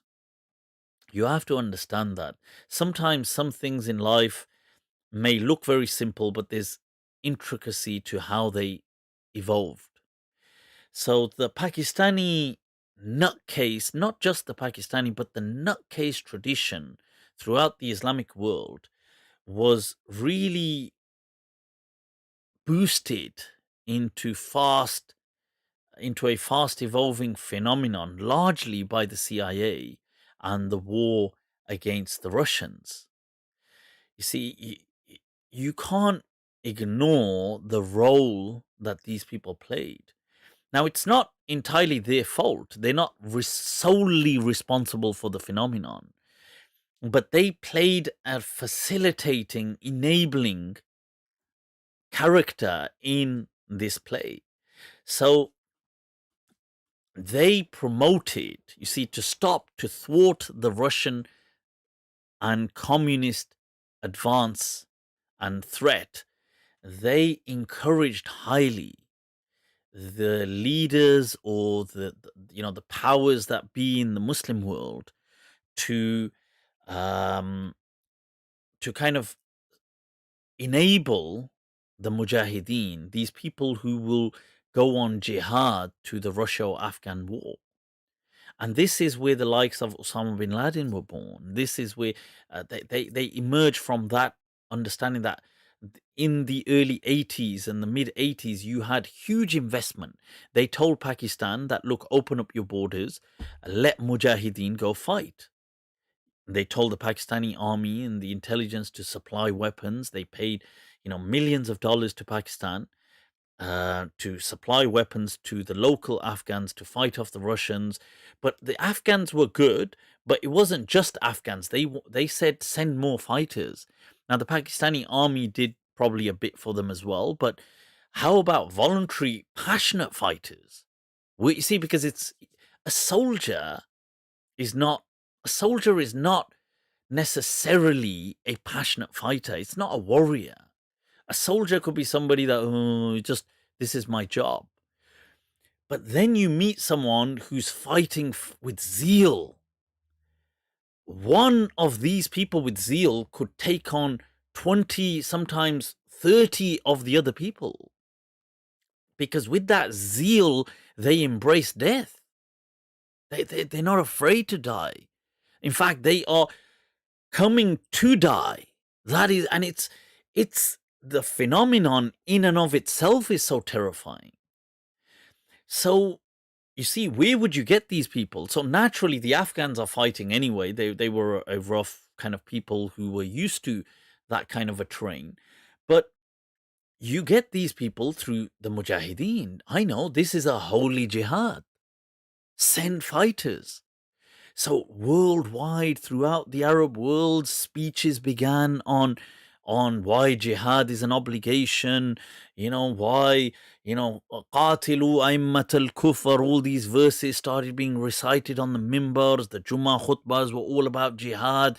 People were, when they are told, lima thaqaltum, why do you sit down to the earth when Allah says, rise and go, take up arms? And they started reciting all of these things that, Jahidil kuffara wal munafiqeen, and all these verses, Surah Tawbah, and this went on for like a decade, people.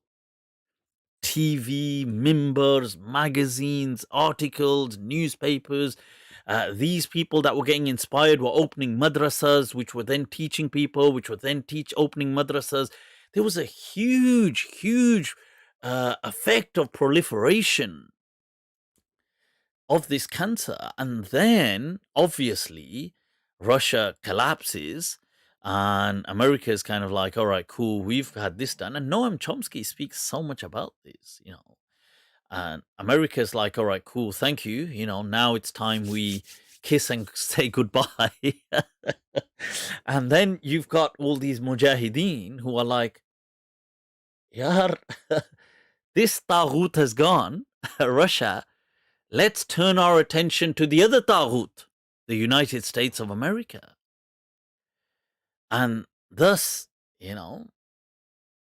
Frankenstein emerges, this new Islamic terrorist. So this mindset that evolved in the 80s, and it began, in the late 70s, went through the 80s, this whole thing, it is what we're still seeing today. If you look at these big madrasas in Pakistan, all the people running it are from that era. And then now they've produced, like I give an example, even though my madrasa that I went to, they weren't, Mufti Naeem, he was the principal. He wasn't really like a hothead in that sense, but he was from that, that whole Deobandi club was part of that. But if you look at, like, just take that madrasa as an example, not that it was involved in this kind of stuff, but I'm just saying as an example, this is a major player institute. It had at least like 3,000 students. Jamia Binoria, the main one, which were quite hot-headed, right? Now, if you look at Jamia Binoria, a good few thousand students there. Jamia Farooqiyya in Karachi, which was hot-headed, a good few thousand students there. And remember, this is each batch. Mufti Taqi is not as hot-headed, but still, it's kind of part of the same Deobandi network, but it's not as hot-headed, but a good few thousand there. Muftis Zarwalis, you'd see. Now, this is just one city in Pakistan, and they're producing thousands and thousands of clones. So, and these people are going back. Now, what job do you have as a alim? I'll tell you what job you have. Your job is you go back and you start a new madrasa in the village or in the town. And this is what happens. And you've got thousands upon thousands like this. It's just multiplies and multiplies. And now, how do you clean this mess? How do you clean it? Because it's like the production hasn't even stopped. So it's like, how do you replace let alone trying to clean up and provide an antidote? You haven't even stopped the problem, which is still mass producing. So it's a mess, man. It's a mess. But yeah, so I hope that, that's my thoughts. Right, let's take a look at some of these. Every awakening, no man's an island. You're doing it. No man is an island, man. You're doing it. Much love for the super chat. Every awakening narrative seems to have an ascetic phase. Moses in the desert, Jesus in the forest, prophet in cave, Buddha under the tree. Yeah, I mean, these are like archetypes, ain't they? that you have, it's like Leo Tolstoy when he said that every great story begins with one of two, that a man comes into town. Sorry, that a man goes on a journey or a stranger comes into town. That that is really the archetype of all great stories. It's and those kind of stories are what flourish. And even if those stories, they don't have to be fictitious, they could be real, but this these are the great stories. Yep, so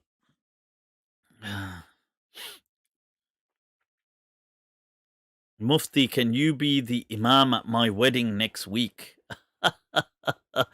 I doubt that. I doubt that. But I'm sure you can get many better Imams than me to attend the weddings. Hmm. How was your madrasa in Pakistan? My madrasa was all right, to be fair. It was very chilled. Mufti Naeem was a very commerce-minded individual. He kind of he saw relevance in, when I was speaking earlier on about capital and money, and he understood that, and so he had an incredible business acumen. He had bought out that entire area. Um, yeah, and he wasn't really hot-headed. Although, look, he was obviously the madrasa ultimately was a Deobandi madrasa, which is it's kind of like a safe zone for some hot-headed elements. You understand?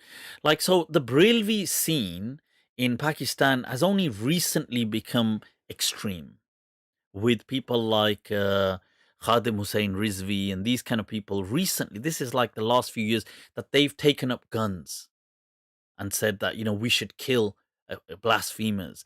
But really, the Brelvis were never like this in Pakistan. The Brelvis were Sufis, kind of all about love, and they maybe have a lot of sectarianism, but they were never about violence. Never. I mean, you'd never find, even when it came to, like taking a stance against violence, like all they would do is just speak. They wouldn't ever raise arms. And the Brelvis were the majority of Muslims in Pakistan, the rural. So it's a shame to see them recently also become radicalized violently, like with the likes of Khadim Hussein Rizvi saying, let's take life in the name of religion. But otherwise, this was not them. But the Deobandis, this is no new phenomenon to them. The Mujahideen were mainly always Deobandi. A lot of the jihadi elements in Pakistan are Deobandi. Sipah Sahaba, which was the militant wing of, which was political group, but its militant wing, Jaish Muhammad. No, sorry, not Jaish Muhammad. Yeah, no, Sipah Sahaba, yeah. And its militant wing was, what was it called? Lashkar-e-Janghi, I think. Was that the. But that's. So they used to kill Shia. Um, so it was no stranger to radicalization, but not all Deobandis were radical, and not all madrasas were radical kind of breeding grounds. They weren't. So Tablighi Jamaat, for example, are Deobandi, but they're not radical and they're not violent and they don't promote violence. Um, but okay, they are a very good example of they will even speak against violence, the Tablighi Jamaat from the Deobandi. So you do have them, but you'll get others that are more in the center. So they won't speak against the other groups, but they themselves won't be kind of violent or take up arms. So Mufti Naeem's madrasa was like that. It was a very kind of neutral but Deobandi. So they wouldn't ever advocate violence or things like that, but naturally, because it was a neutral Deobandi ground, you could have elements within them that would come there and find it a safe zone to camouflage, who were, for example, Sipah Sahaba, or who were Taliban, or who were Mujahideen. They would find this as a kind of a resting ground, resting zone. Just as, with the Salafis, the Wahhabis, you see, not all Wahhabis are violent extremists. They're not. I mean, many Wahhabis speak out against violent extremism, but they are a kind of neutral zone, an arresting zone for people like ISIS and Al Qaeda and Daesh and these people. They find they can camouflage amongst normal Salafis because they are also Salafi, but they are the jihadi Salafis. And so, even though all Salafis are not jihadi, but they can just normally mingle with them, and you can't tell that who's who. So, it's like that, you see. Yeah, if that makes any sense. Right, what is going on, people? What is going on? Mufti would be branded a heretic. I'd definitely be branded a heretic.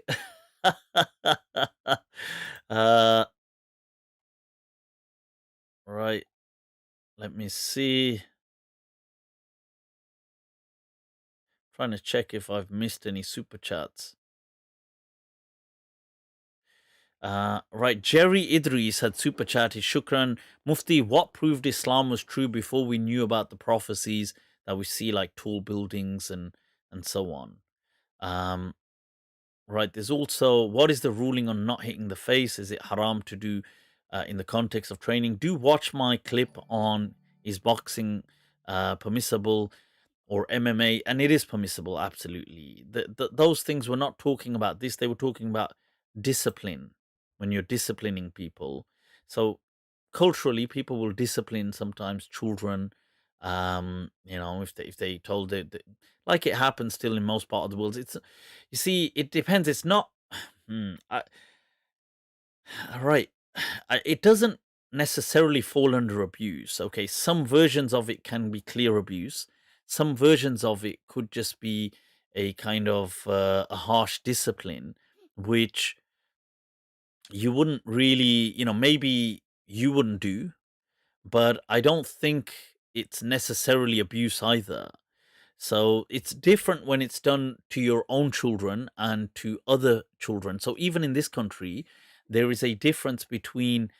So when it's your own children, unless they've changed the law recently, and I'm not aware that they have, but when I was a teacher and we were going over these laws, they mentioned that, you see, with your own child, um, there has to be like, if any force is used with your own child, it is reasonable force. They had this caveat of or this proviso that it was reasonable, but any against somebody else's child would be deemed an offense, but not against your own, unless it was unreasonable. So this is why and I think recently in Scotland they may have changed that law, but in England I don't think it's changed yet. Because look, sometimes some children, they need, I mean, hopefully if you can raise your children in a way that you never ever need to do that, that is really the way. But you see some people's kids and you think, "Toba, toba, toba." You watch some of these programs and some of these kids. Wow, man. Honestly, and some of them, not to be kind of stereotypical, but they're usually often like white kids. And the way they speak to their parents, and they bully their parents, man. And you should see the things the tantrums they throw. And you think that would Puttar, we would fix that in a Desi household within seconds. That would just never happen. It's like so I think there's a difference. So like this anyway, the hadith back then, for speaking on discipline, mentioned that you shouldn't hit the face of a child, or it didn't say of a child, but you shouldn't hit the face, or just even casually with people. But it wasn't talking about war training or learning how to fight, or practicing the art of fighting, because that's obviously that's what people do in those things.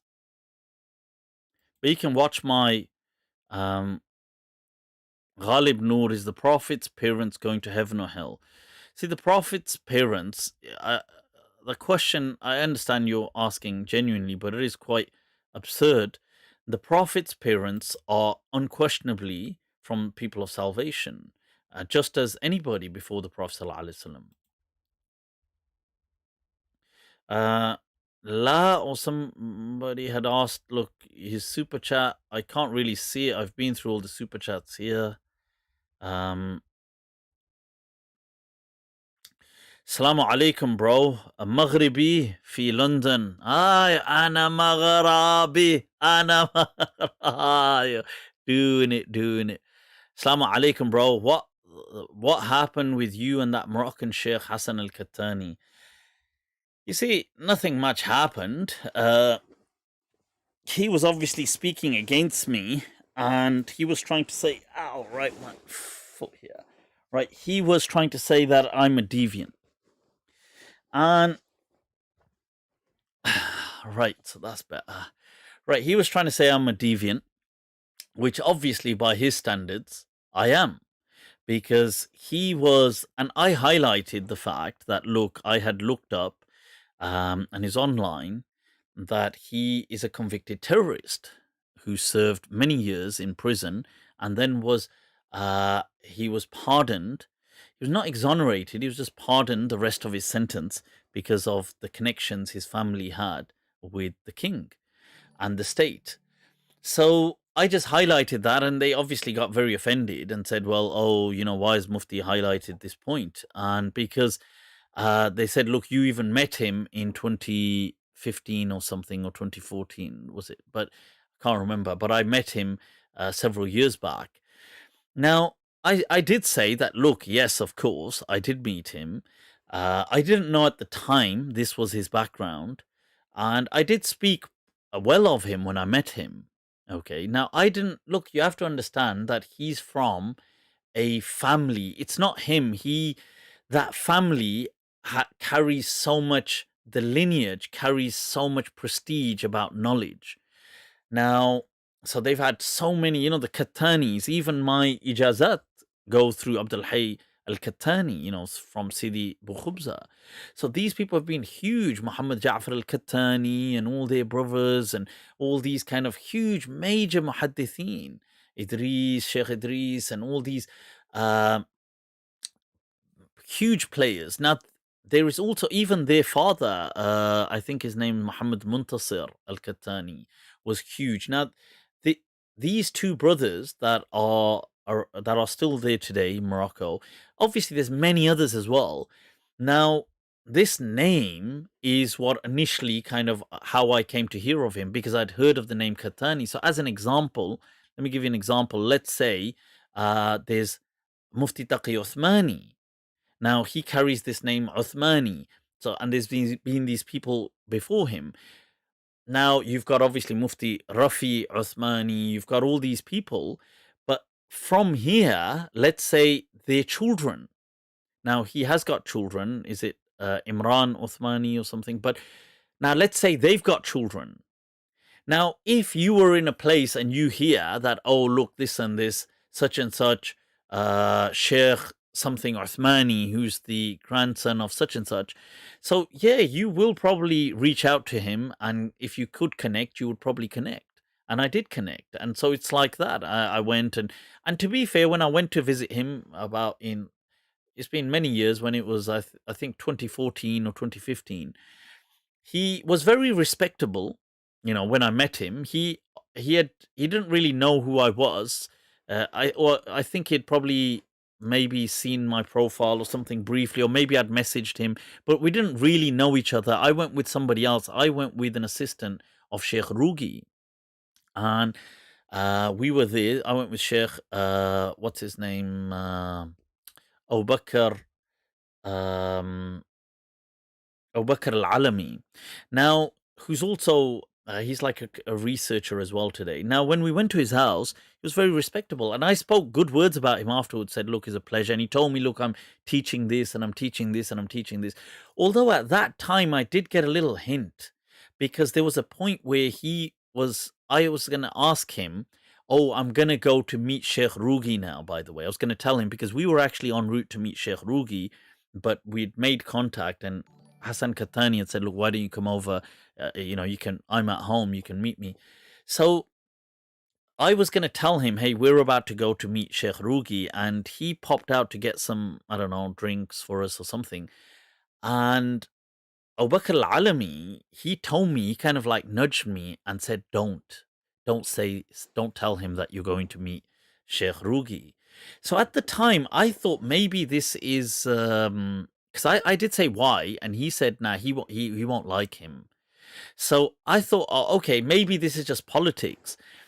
Now, fast forward a few years, and then when he's one of the people who starts condemning me because I'm attacking Hizb ut-Tahrir, who are speaking about we need to take over the world and we need global domination and Islam needs to rule all the world and we need to subjugate kuffar. And so when I'm attacking them, they contact him and he makes a post against me. So at this time, I was like, why is this guy making a post? So anyway, I look into him, that what's his connection? And then I realize, oh, for God's sake, this guy's a convicted terrorist himself. So I then made a point of this. I said, look, this is funny. You're going to him because he himself is a convicted terrorist. And then, so this was basically the essence, the story of it. But yeah. Right. So let's move on, people. Right, I wanted to highlight as well the, if I can here, what's going on in India.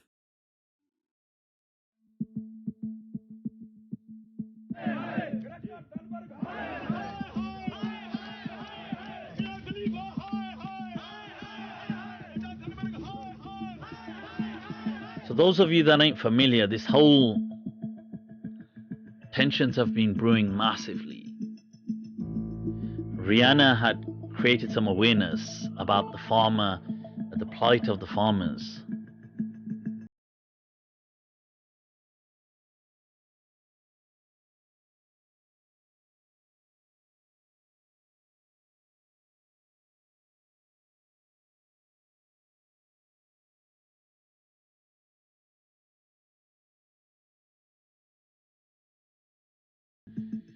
Obviously, Vah Modi Vah, he was offended. But what isn't Modi offended by?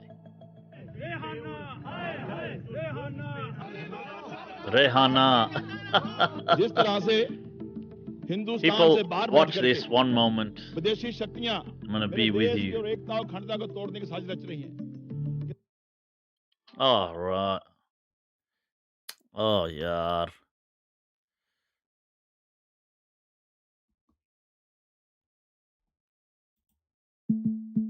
Ah, damn. Right, so I just want to share my thoughts on this. So if you do watch this, just one moment. Because this has really become such a huge thing right now in India.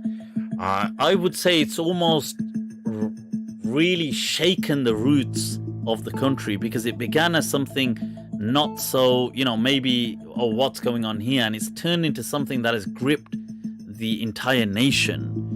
And India being who they are, is this something that one can just ignore? Because there's fighting going on now, there's been cases, violence has erupted, police brutality, they're beating up farmers, they're doing all of these things.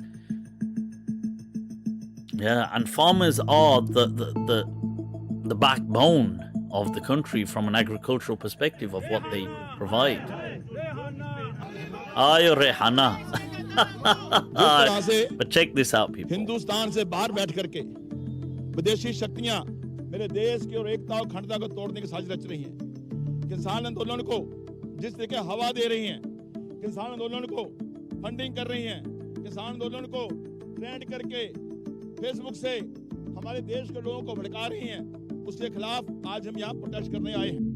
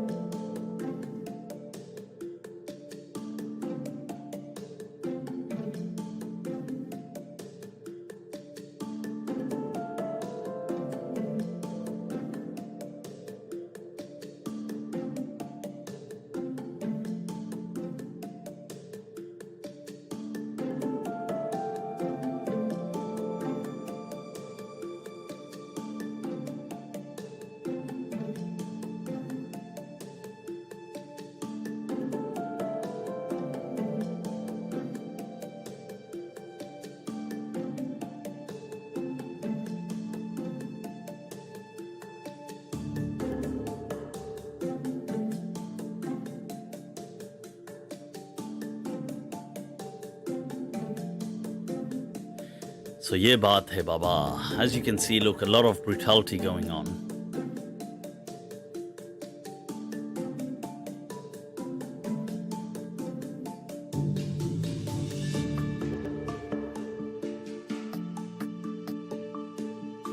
हम बहुत शांतिमय तरीके से माननीय राज्यपाल जी को अपना ज्ञापन देने जा रहे थे और हमारा ये भी तय था कि जहां पुलिस हमें रोकेगी हम वहीं रोके वहां से पैदल चल देंगे। तो पुलिस ने एक उकसाने का कार्य किया है।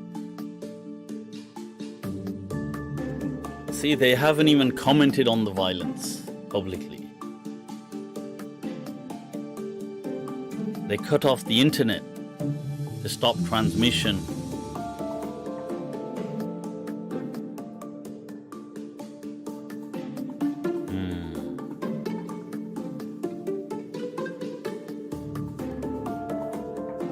Wow.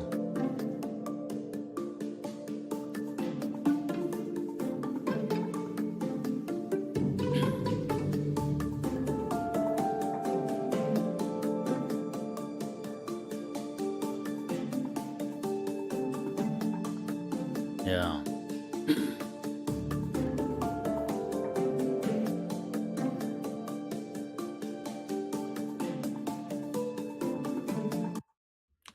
Right, so that was an overview there. Right. Now, I personally, I mean, from what I know, is that, let me just check something. Why is this mic giving a, yep, it's fine, it's fine. I just thought for a moment the sound wasn't going through. Right, so I stand with the farmers. I feel that, look, you need to, whether people agree or disagree in principle about certain laws of economics, you need to have the people that you're dealing with involved. It is ultimately their land. Like, even if certain, like you're saying, yeah, but look, trust me, these laws are going to bring about this change. If that's the case, then they should involve them. You can't just, you see, tyranny, dictatorship is not the solution, because you simply think you have what's best in mind for them. I'm sure Hitler thought what he had in mind was best. He didn't think, they didn't think that they were tyrants. Tyrants never think nobody thinks they're a tyrant. That's the amazing thing about tyranny. On that note, I don't know if you guys have watched that TV series Tyrant. It's actually quite good. But yeah, so with Rihanna having tweeted, this caused so much of a stir in India. So the hardliners were so against it. They were like flipping out that, oh my God, who's this Rihanna? What does she, how dare, because she's got, 100 million followers. So, and she has such a worldwide influence that people, she's created such an international awareness now of this. And then Greta Thunberg jumping on as well. People were like, who does this woman think she is? And how dare she attack India? And, the right wing, they just took it as a personal offense. And then the funny thing is that many of them thought she was a Muslim. Because they thought that, look, her name is Rehana. Because I suppose it is kind of Rehana, I assume her name is. But it must be a variation, because many African Americans have Muslim kind of heritage names like Jamal or Sabrina, or these kind of names. You often hear of them anyway. So, but regardless, they thought, acha, her name is Rehana, because Rehana is also a common name in India with Muslim women. Rehana, so they said, acha, Rehana baji baat kar rahi hai. And then in some of her pictures, she's wearing a hijab because of advertising. So they obviously got these pictures and Rehana,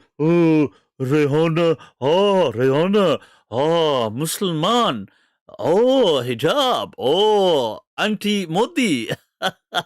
So, so this whole thing, it just blew up. So if you see the amount of searches that happened in the recent days in India about is Rehana Muslim? So this is what they were searching online. It was one of the highest Google searches. So there's this backlash. The government told people to kind of refute her. So they tried to ask celebrities. And it's so funny because some of the celebrities in India are proper like lapdogs for the Modi government. And amongst them, people like Akshay Kumar, Ajay Devgan. These people, it's a shame really because, I generally do like Ajay Devgan, but he as well is proper like a when it comes to nationalist kind of propaganda. So they were using they were using identical tweets. Can you believe that? Like so a celebrity is going to send something as a message as I think this is, and it's exactly the same thing, word for word. I mean, it's verbatim. It's just they've just been sent instructions and they've just tweeted it. So yeah, and that got caught out. A lot of people were saying that, look, this is dumb. You guys are just we've lost respect for you. But I do stand in solidarity with the farmers and the people of Punjab in saying, look, this is wrong. Even if you have something good to offer them, but it should only be done with a mutual understanding and mutual consent and arriving at something mutually accepted. Otherwise, it's just despotic kind of tyranny. That's all it is. So yeah, that's what I think anyway. So cool. I wanted to do a piece on that. Just share my thoughts that may Allah make things easy for anybody who's struggling worldwide. Cool.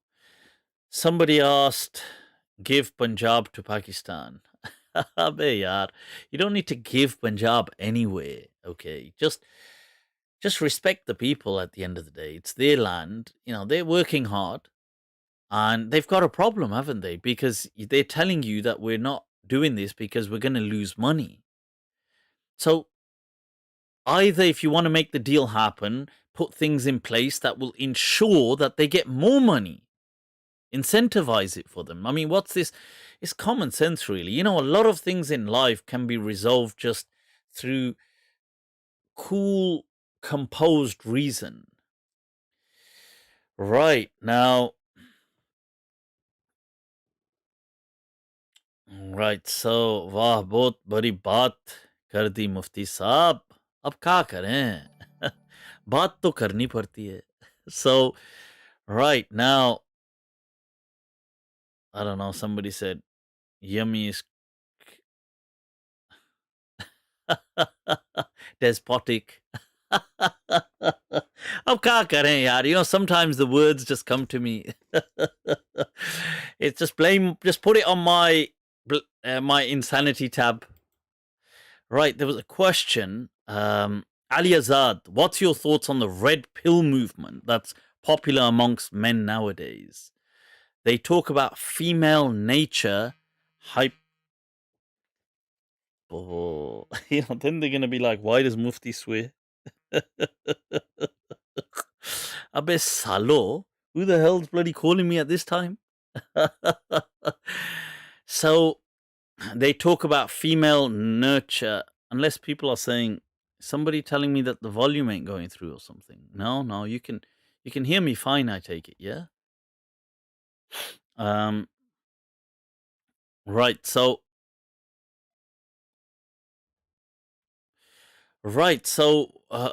they talk about female nurture hypergamy. What is hypergamy? Is that like polygamy? Are you talking about polygamy or? But why not polygamy? Oh, do you mean like women marrying?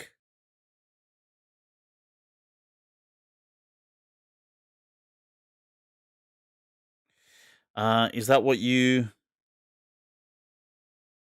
I was just checking in case that was somebody telling me about the live stream, but it's not.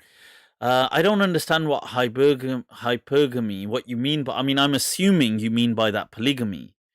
But they talk about female nature. What does that mean? What's female nature? Sugar daddy not answering the call. We don't answer all the calls at all times. Samjha karo. Right, so men going their own way. Right. Oh, men going their own way, as in they are. What is hypergamy? What do they mean by this? Hypergamy and female nature. As in, are they dissing women, or are they saying we should be more feminine, female-like? Marrying upwards. So I take it this is a diss against women. Is that what the angle is? I'm not sure about this red pill movement. I've heard about the blue pill. Blue pill to jante hain. Red pill, I don't know. So it seems they are anti-women. That's what people on the chat are saying. That this they are dissing women. Is it that incel kind of stuff? Let's see. Red pill movement. Red pill movement. You know, I've been trying to train myself how to text with. I text in a handicap way, by the way. So what I do is I use this thumb, but this finger. And I kind of like text like that. And so until some of my mates have been saying, Mufti, why are you texting like a handicap? So now I've been trying to shift it to just two thumbs, and it's so awkward. Right, so the weird new cult for men. A woman is a lock and a man is a key. If a key opens a lot of locks, it is a master key, but if one lock is opened by lots of keys, it is a dodgy lock. Okay, the men who use Reddit, whatever. Okay.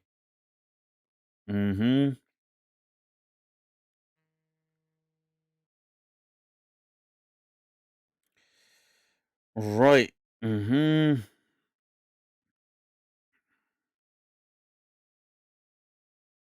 Females get away with things by virtue of being female.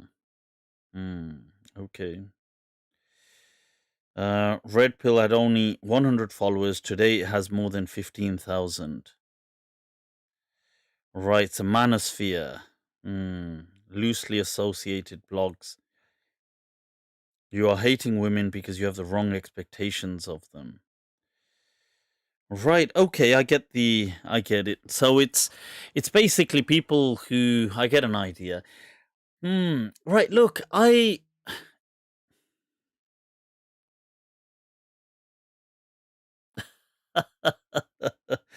Abia Saleh, you know what?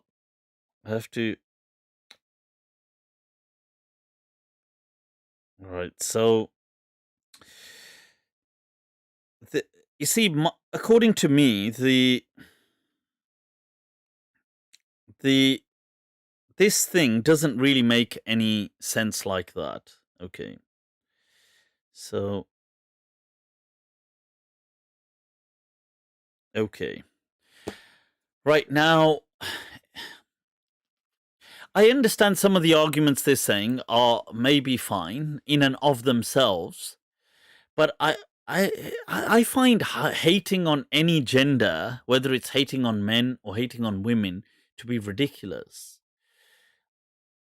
I don't really know many people that are like that. In fact, I don't think I know any men that hate on women just like that. I don't personally know any. So, and I think that's dumb. People that are hating on women are just really hating on their own insecurities because they probably just can't get women. But and because it's just dumb. Why would a man hate on women? It doesn't make any. But I think, you see, it's amazing. This. From a psychological perspective, if you look at the creation, this man and woman, what Allah, the way, the dynamics. Now, you see, people may say, "Oh, it's," and it may sound stereotypical, but obviously, let's say men are they're physically, for the most part, physically stronger, but just the mere presence of a woman can, in certain cases, mentally just debilitate men. Like the effect it has on men, a man's presence doesn't have that on women, not generally speaking. And a woman's just presence can like cause a man's brain to just shut down.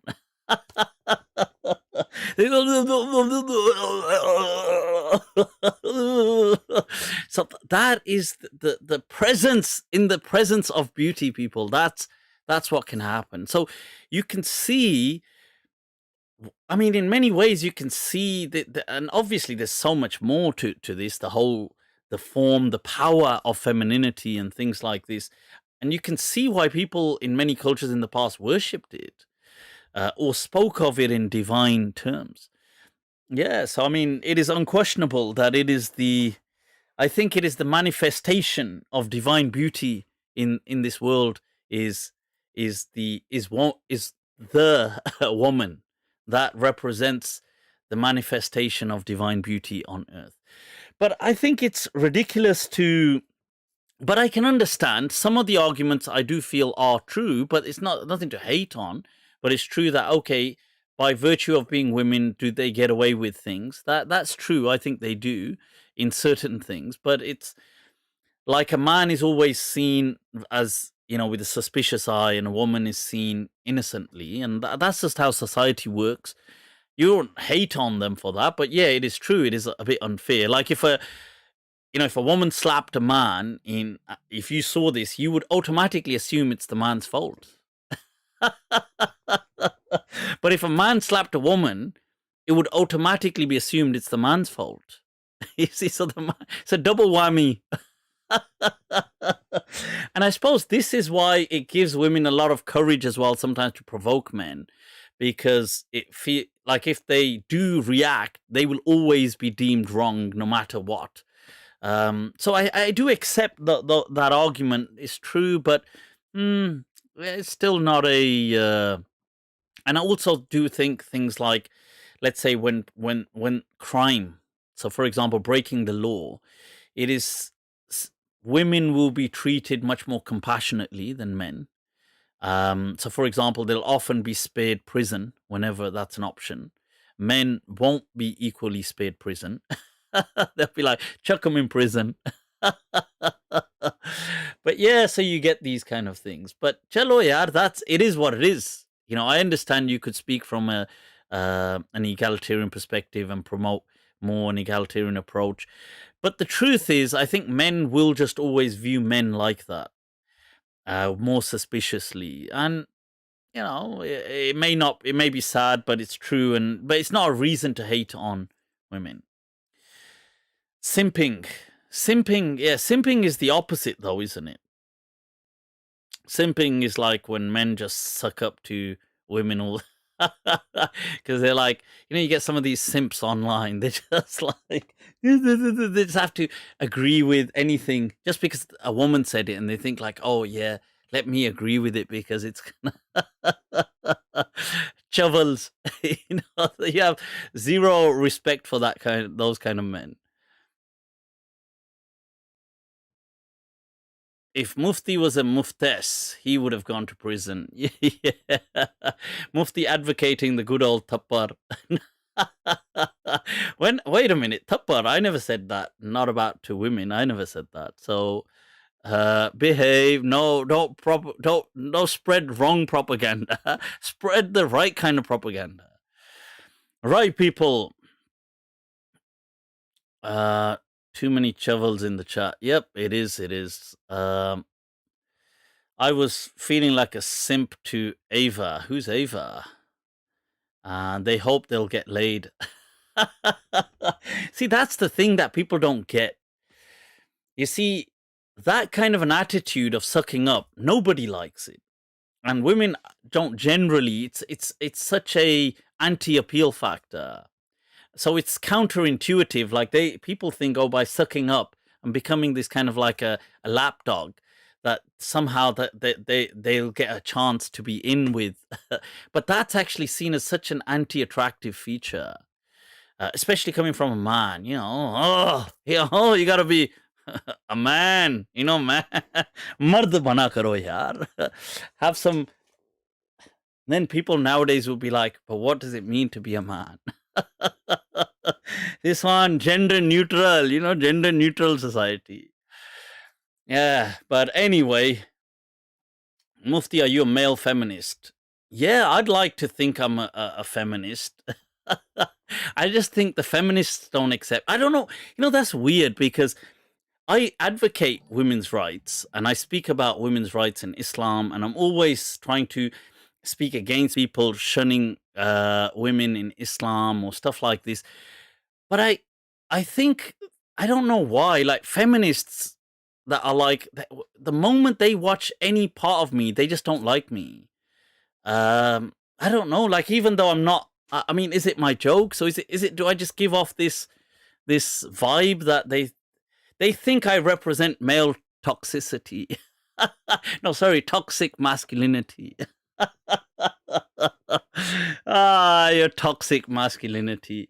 But yeah, so I don't know what it is. It must be just my kind of the way I am, because they see it as too, old. I don't know.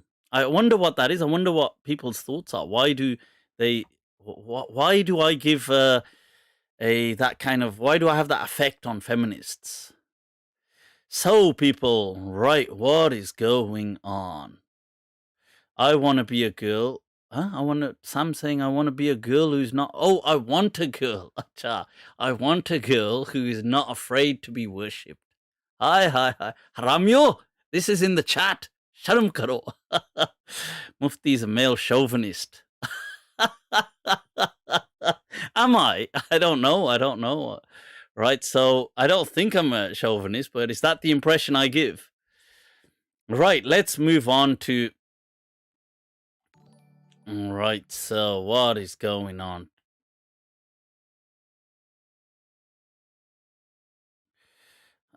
All right. Okay, so people, right, let's move on. Right, so yaad aata hai. We remember that our beloveds, we've got, let me see, peoples. What, this one, the people. Not this. This is to warm us up. Right, people get ready. We need a bit of that. So...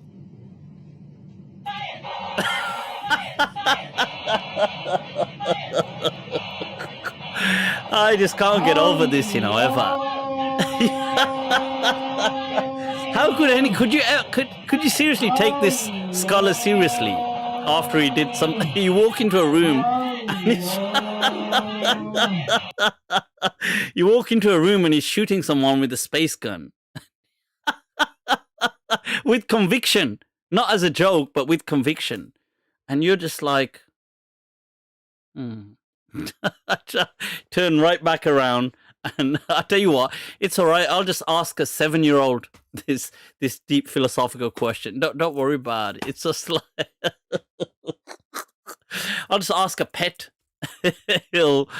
Right. So yeah, but that's actually legit stuff, by the way. I'm not making that stuff up. But we do have, right, so all right, people. We are living in times, unfortunately. Let me add a little bit of spice to that. Right, people. So, what have we got going on here? There's been an attack. We are living in times, unfortunately, where true knowledge of Islam is disappearing and ignorance is spreading.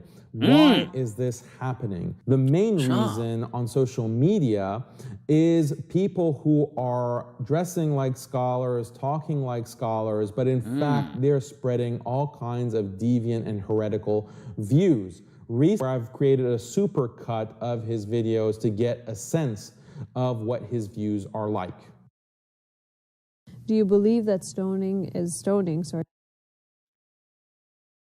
What the hell just happened there? Right. Okay, yep. So that was just a brief intro. Then I'm going to show the other clip. So what we've got going on, what is happening here?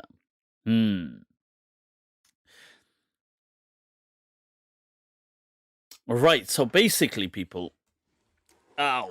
All right. Now, the gang, people, the Wahhabi incels. The incel gang. Speaking of incels se yaad aaya, our beloved Danny Boy. The great genius, Danny Boy. Danny Boy. Boy. People, you have to say it properly. Mentally challenged, my boy. Boy. The boy.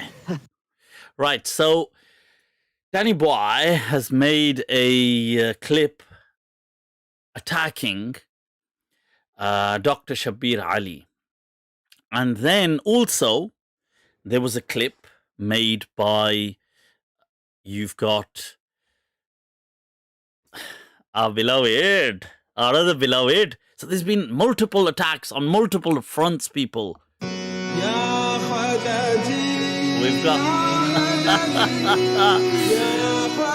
the beloved, right? So because now I think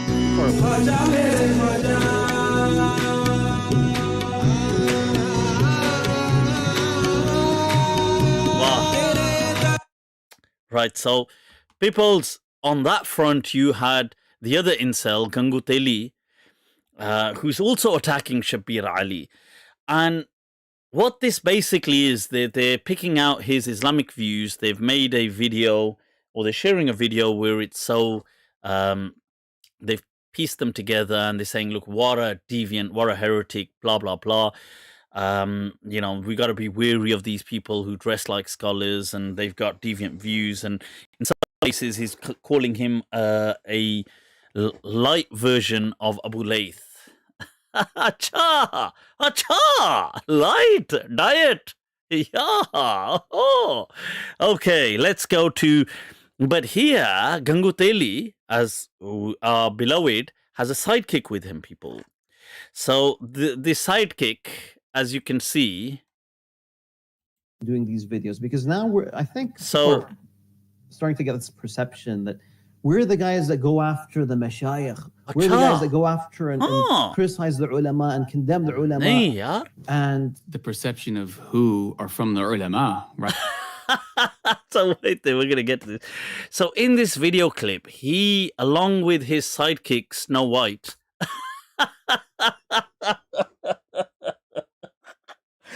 yes, Snow White. So Snow White and Gangu Teli have joined alliances to attack Dr. Shabbir Ali. So let's just take a look at a bit of this, people. So it's a few minutes, but doing these videos, because now I think people are starting to get this perception that we're the guys that go after the mashayikh. We're the guys that go after and criticize the ulama and condemn the ulama. And the perception of who are from the ulama, right off top. You're Snow White. We're going after scholars, we're going after ulama. That's it's an interesting allegation, especially considering who we're talking about today. Did you do some research regarding his credentials? Yes. Yeah, I wanted to share a benefit that we can all come away with and remember. There is this authentic quote of Ali, the great companion. May Allah be pleased with him. Authentic. If this religion were based on opinion, then the bottom of the leather socks would be wiped instead of the top. But rather, I saw the Messenger of Allah, sallallahu alaihi wasallam, wipe over the top of his leather socks. There's two main points I just want us all to derive from this and to remember, especially as we react to this upcoming video. And number one, Islam is about following revelation. Islam is about submitting to Allah. Allah knows everything. He sent the Prophet ﷺ with guidance. So we submit to that, we follow that. If our intellect, our conjecture, our perspective conflicts with that, we know the deficiency is with our own perspective, our own conjecture.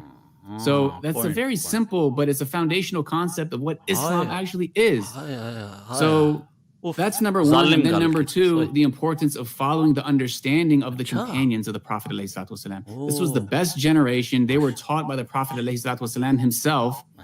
And we need to understand the religion according to how they understood it. A lighthearted intro because things are about to go downhill very fast. It's about to go downhill. Why Let's is just get Snow right White? into it. Okay, all right. Acha. So here, Okay, Bismillah. Do you believe that stoning, obviously they sorry, can't is show part of the Islamic girl's Sharia? face. Naughty, that Are one. had punishments like cutting the hands of thieves still applicable today? My answer will be controversial because many people would think automatically, yeah, that's the law of God written in the Quran. It must apply for all time. But it's not so simple. And it would seem that in modern times, when there is so much concern with preserving the human body, even replacing a hand, and even doing transplants of the human hand now, or evidence of widespread people who are ignorant, who are speaking about things that they shouldn't be speaking about, passing fatwas without knowledge and leading people astray because people are following them. It's like this has been foretold. I've actually come across someone. I've actually come across someone. You've come I've across. actually come across someone who I think he was a Maliki sheikh. Oh, who, you think? Argued for this. Chacha, no, you're Chacha from about, Bahrain.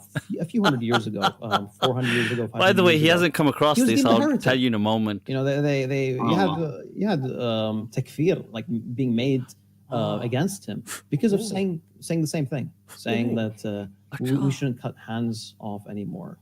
SubhanAllah, one thing I'd also like to mention about the importance of these hudud, especially cutting off the hands. Theft is almost non-existent here in this part of the world. Which part of the world is that? I remember I used to lock my car. Country where it's law-based is on human. So here's another. Meaning that secularism obviously will have a human-based. So they had a bunch of clips like this as the basis of its law.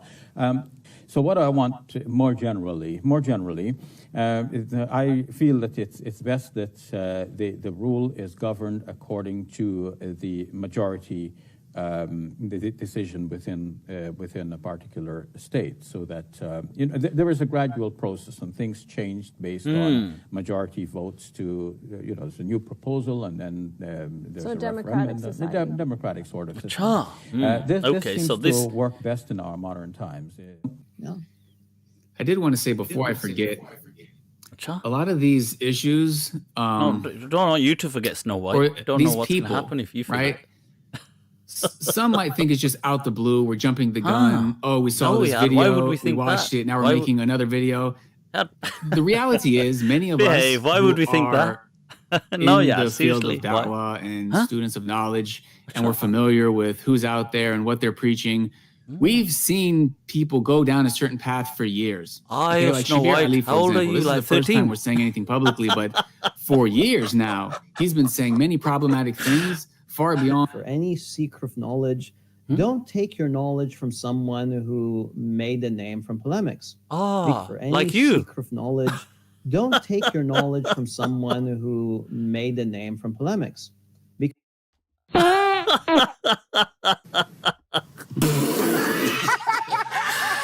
So, people, let's just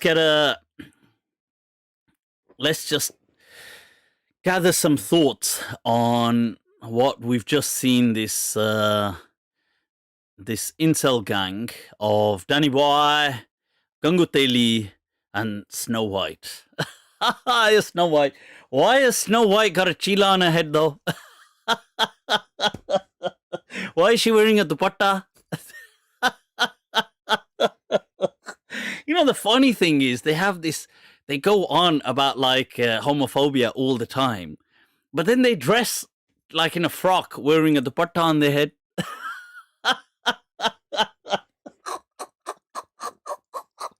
And walk around in sandals all day. So it's like, is this like a hidden struggle that you're fighting against?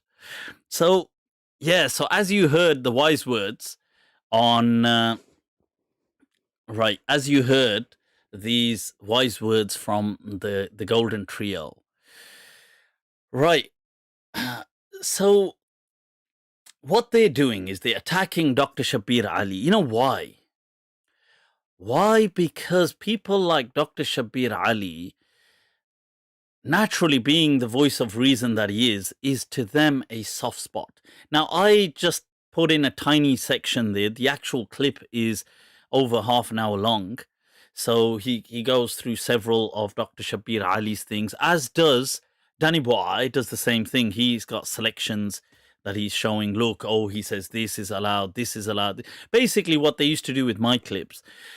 And Gangu Teli also discusses, oh, it's very interesting that he, Dr. Shabir Ali dresses very traditionally. Don't you think this is interesting? That basically he's using this as a tool, right,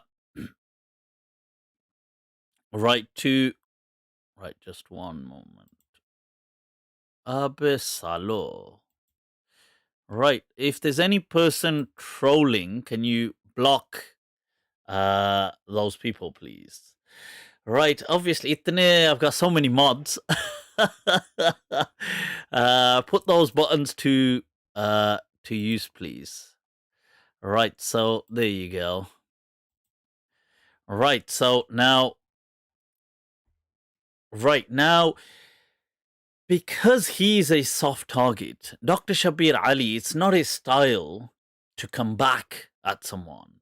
It's not his style to kind of make these kind of videos against people.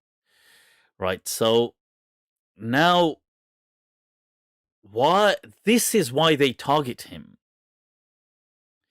And yeah, you could say, well, they make videos on me, they make videos on other people. They do.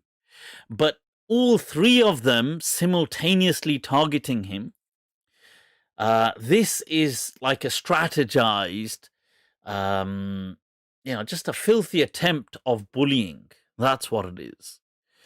I've openly said to these people, if you want to speak about ilm ki baat karni hai, to salo maidan mein aao.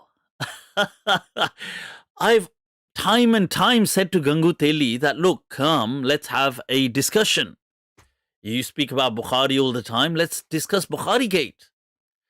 I want moderator, I can't talk with that moderator, I will only do in person, I will fly to London, your little child.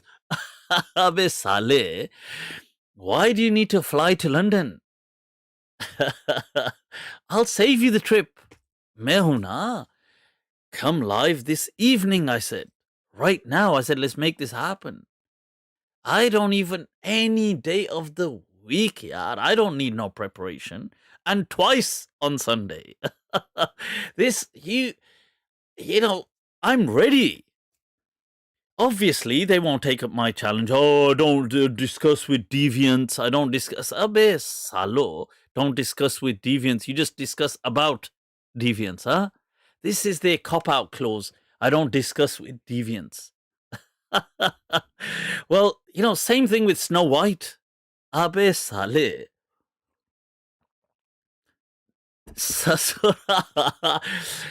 He's just become Muslim, like yesterday.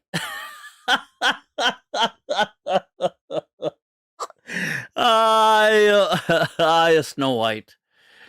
Disney's come here to save the world. Disney G. Right, would you like to come on Mind Trap and defend these views? I will be very courteous, but you see, they won't. I can guarantee you, never. They run 1,000 miles before they would face me in a dialogue. But they will attack people like Dr. Shabir Ali, make videos on him, because he won't bite back. This is their thing. Let's attack a soft target. And let's kind of get this... right, so seriously, these are the three stooges you've got here. The three stooges are Danny Boy, we've got here. Let's... Danny Boy, people! Ooh! The great, the genius, Danny Boy. Danny Boy. Boy, people, you have to say it properly. Boy. My boy. Man boy. And the epic, as always. Wow. This clip always gets me. Gangu Teli. Kahan Gangu Teli?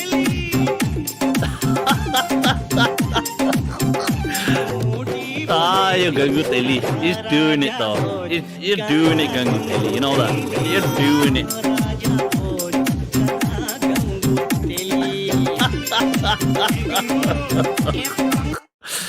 Right, so So seriously, if the Three Stooges, any of them, want a dialogue, you know, they defend all these things. Obviously, these things rest on and look at Gangu Teli. Did you see the arrogance in there? I came across Abel Chache. You did not. He goes, I came across a Maliki Sheikh. Did you guys notice that part? He said, I came across a Maliki Sheikh who said this, by the way, maybe 400 years ago or something. Abel Chache, you didn't come across Jack. I told you about him. Tum kya? Forget him. Him and, you know, walau ijtama'at al-Bahrain. And his usra, his whole family, they couldn't find a sheikh like that. They don't have that kind of research. I told them about Shaykh al-Islam Abu al-Qasim al-Burzuli, who was the Shaykh al-Islam of his time for the Malikiyah, who said this fatwa. Initially, they called me a liar. They said no such thing was true. Baba, I gave them references. I read out of the book. If you watch my clip on, I don't know if I've got, no, it's not. No, I didn't put, I'll get the thumbnail, right? If you search trajectory hermeneutics or can hudud change, and with my name, you will find a clip where I'm discussing it at length. And I'm going over these things. They came to learn about these things from my discussion on it. And he said a few people, they said this, he said this, and people call him kafir, and he did so, making him out like he was a nobody. You know, this, khamakha, you know, they're going to hear things from me. Right. Shaykh al-Wazzani quotes him, the whole scenario in his Nawazil al-Wazzani known as al-Ma'yar al-Jadid. Right? What would these people know who Wazzani is? These people don't. Anyway,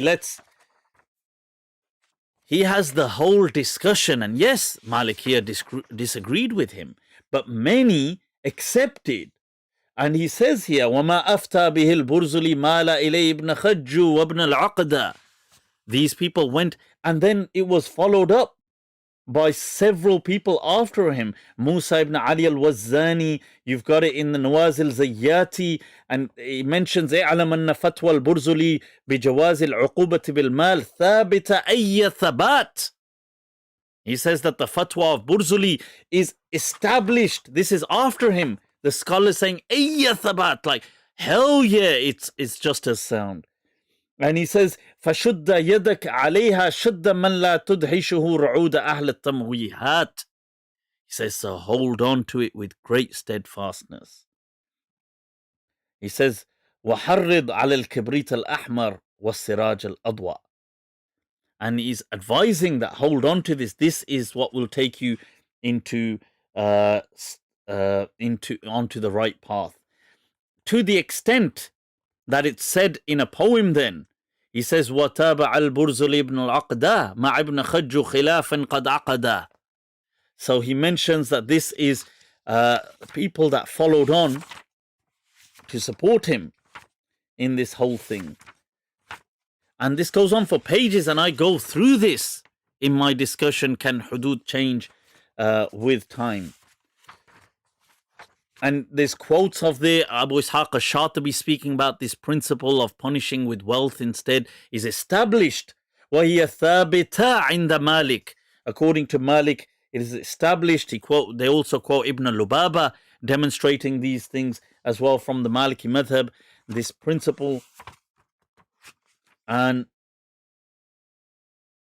then to the extent they say, نقول الآن نقول إنها في هذا الزمن في محل الضرورة كما تقدم تقريره. That this is something that is needed in this day and age. This is obviously him speaking about his day and age. Goes on. Let me just cite. You've got, and this goes on for pages. And there's a, let me see if I can find also you've got al-Umayri quoting it as well.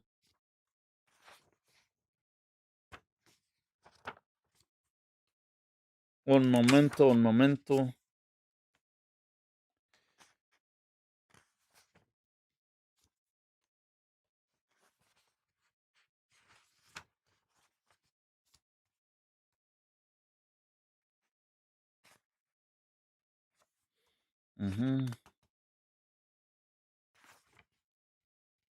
One Sharisi discusses it as well. You've got Sidi Mayyara discussing it as well.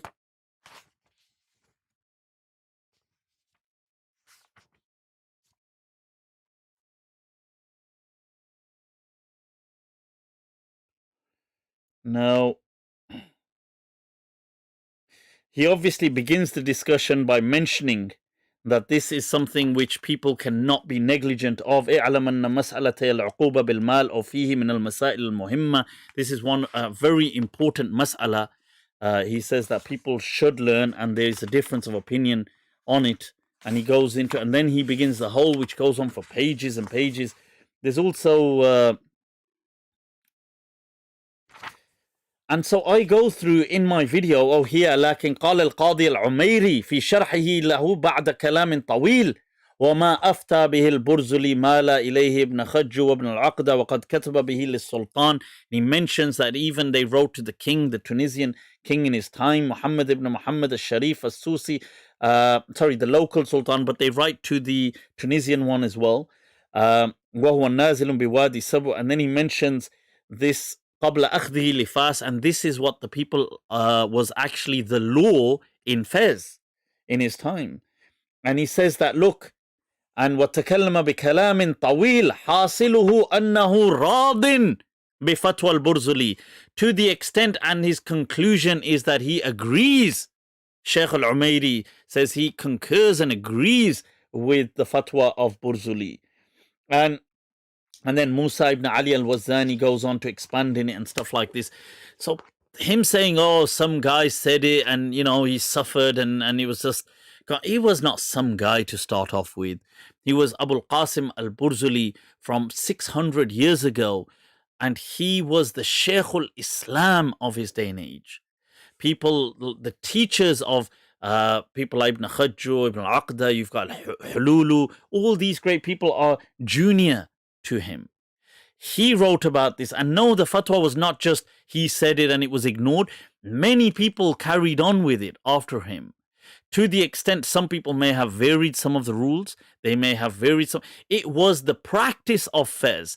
Right up until the last century, you had sheikhs like Sheikh al-Faqih Yahya al-Wulati, the Mauritanian, arguing in defense of this same fatwa. And so to come with, I've come across. First of all, you haven't come across Jack. I told you about Burzuli. You would never have heard of him. Secondly, some guy said it and, people called him a kafir. Okay, whether people called him a kafir, some people or not, but he said it and, and then it just disappeared. No, it didn't. Hundreds of years, hundreds upon hundreds, people acted upon it. The people, the Amalu Ahl al-Fas was upon it. Sheikh al-Umayri writes about it, saying scholars before him, Ibn Aqda, Ibn Khajju, all these people have gone with it. He himself says his fatwa was correct. Now, Musa al-Wazani endorses it. Sheikh, in his Nawazil al-Wazani, Abu al-Mahdi, he's not condemning it like that. So to say whether people disagree, yes, some people, I'm not saying all the Maliki agreed with it. I never made that claim. But some great people have said this, and it was acted as the law. It was understood as the Sharia for hundreds and hundreds of years. So don't act like this was just something somebody wrote in a notepad somewhere and threw it into some cupboard. That's not what this was. This was the understanding of the Sharia according to many great ulama of the school of Medina. So that's just to correct these people. And then this thing of obviously Snow White saying, well, we're not just randomly, we have for years, we have assessed people. Abe Saleh, how many years do you have on the clock. What were you assessing them since you were 4? Right, so this is the thing, you know, and it's annoying to see how they try to bully people like Dr. Shabir Ali. Obviously, not that he's being bullied, but Dr. Shabir Ali is a respectable senior individual. And he's very courteous, very kind of polite in his interactions, and them trying to make videos to bully him and stuff like this. Abbe yaar, baat karni hai. If you want to challenge, then yours truly is sitting here for the challenge. But yeah, people, let's wrap this up. It's gone on quite a while. Some amazing discussions. It's been very enjoyable. I don't think, were there any questions? Is flipping coins to decide things haram? No, it's not haram flipping coins. Claire, shukran for the stars. It's not haram to flip coins, but I would say, look, sure, if it helps you in certain things, but if the decisions are important in life, if you're about to, you know, if it's just something like, oh, shall I watch this today or shall I watch that? Let me flip a coin. I mean, that's not really important. You know, whether you, on these kind of things, it doesn't matter. If the thing is of any significance, then I would say, look, just hold. Stop that for a moment. Just reason it. What do you want to do? What would you like to do? What would you think would be the better thing to do? And then tawakkal ala Allah. Have tawakkal and just do it. Charge through it. You understand? Don't, because look, even, you know, because if things go pear-shaped, you know, shit hits the fan, at least you did this based on what you felt was right at the time, and you may have been wrong. It happens in life. You know, I may have thought, oh, that was the thing to do, and it was wrong. Tika, you know, you bear the responsibility. You know, it may be saddening, but it will be much sadder still that you made a great choice based on just a random flip of a coin. You know, these choices deserve, because if that's your attitude towards great things, then you deserve to be a fool and treated like a fool when these things happen. You know, you get people who will base marriage on a dream, you know, or the lack of it. Yeah, I want to marry someone. Let me see if I can have a dream. Abe Saleh, you know, Saleh, you know, this is not, is this how you determine things in life? You try and have a dream over it. I mean, you don't influence, you influence, but you don't have control over your dreams. Why don't you base this on reason? I mean, imagine you did everything else in life like that. What career should I choose? I know, I'll have a dream. You know, how should I take care of my money? I know, I'll have a dream. This dream master, right? This is not how things are done in life. Reason it.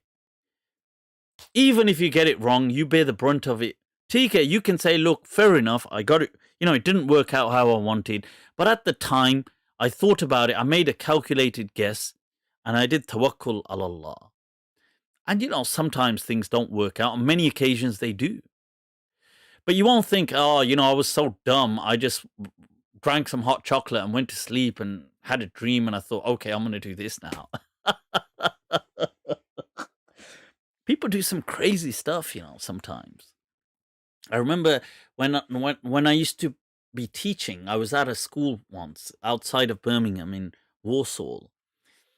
I was in this school, it was called Joseph Lecky. I was there for a little while. And there was this teacher there. Yeah, so she was, this lady, she was our kind of superior there, as in the head of department. So she hated this place. She absolutely hated it. And I think she left soon after as well. But really weird as well, this person, very kind of like almost bipolar in behavior, like just suddenly flip.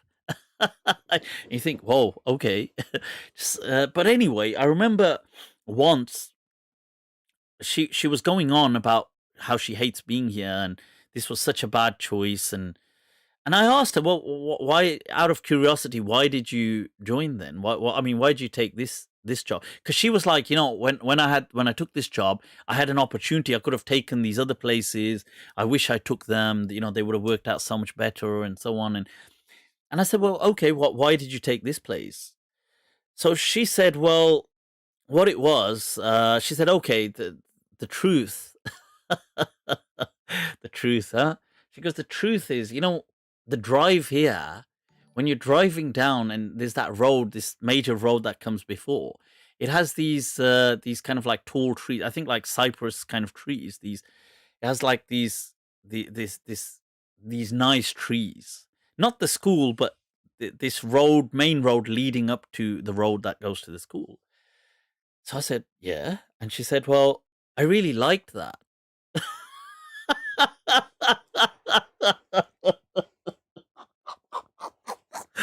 So I thought,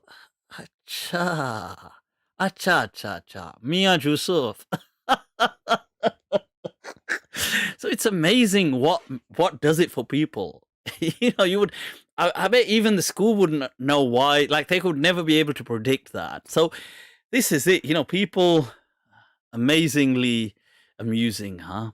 Guys, let's wrap this up. Do look out for, I will be sharing a video as soon as we launch the Discord, the membership Discord app. So the server, there's a small video that I will release as well, just highlighting it.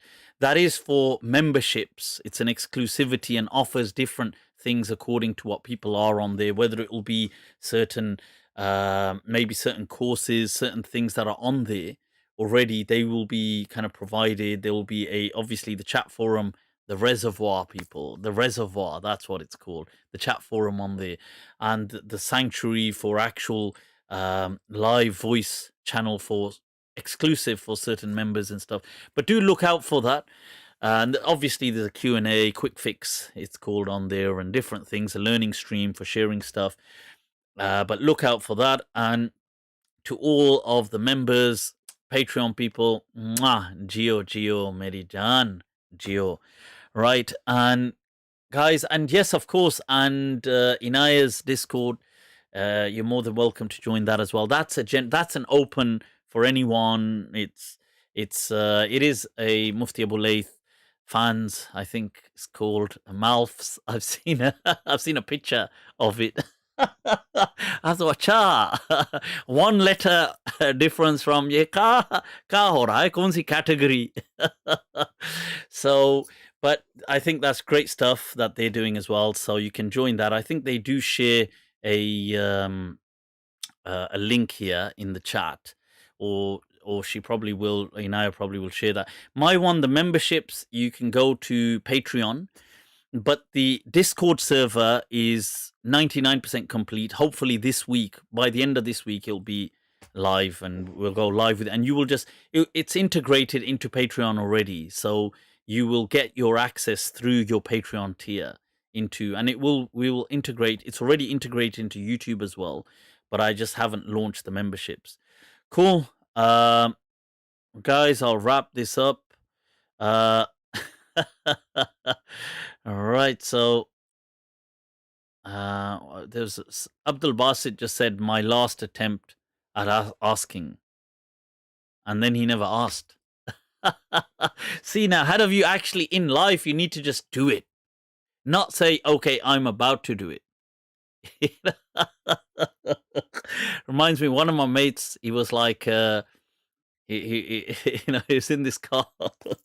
So they almost had this death-defying incident where they're driving in Pakistan with one of their mates and one of their relatives, and they're in this car, and it's behind a tractor, and obviously tractor's driving at tractor speed. So the guy they're driving like that for a while, and he's like, look, so he wants to overtake, but he hasn't got the courage.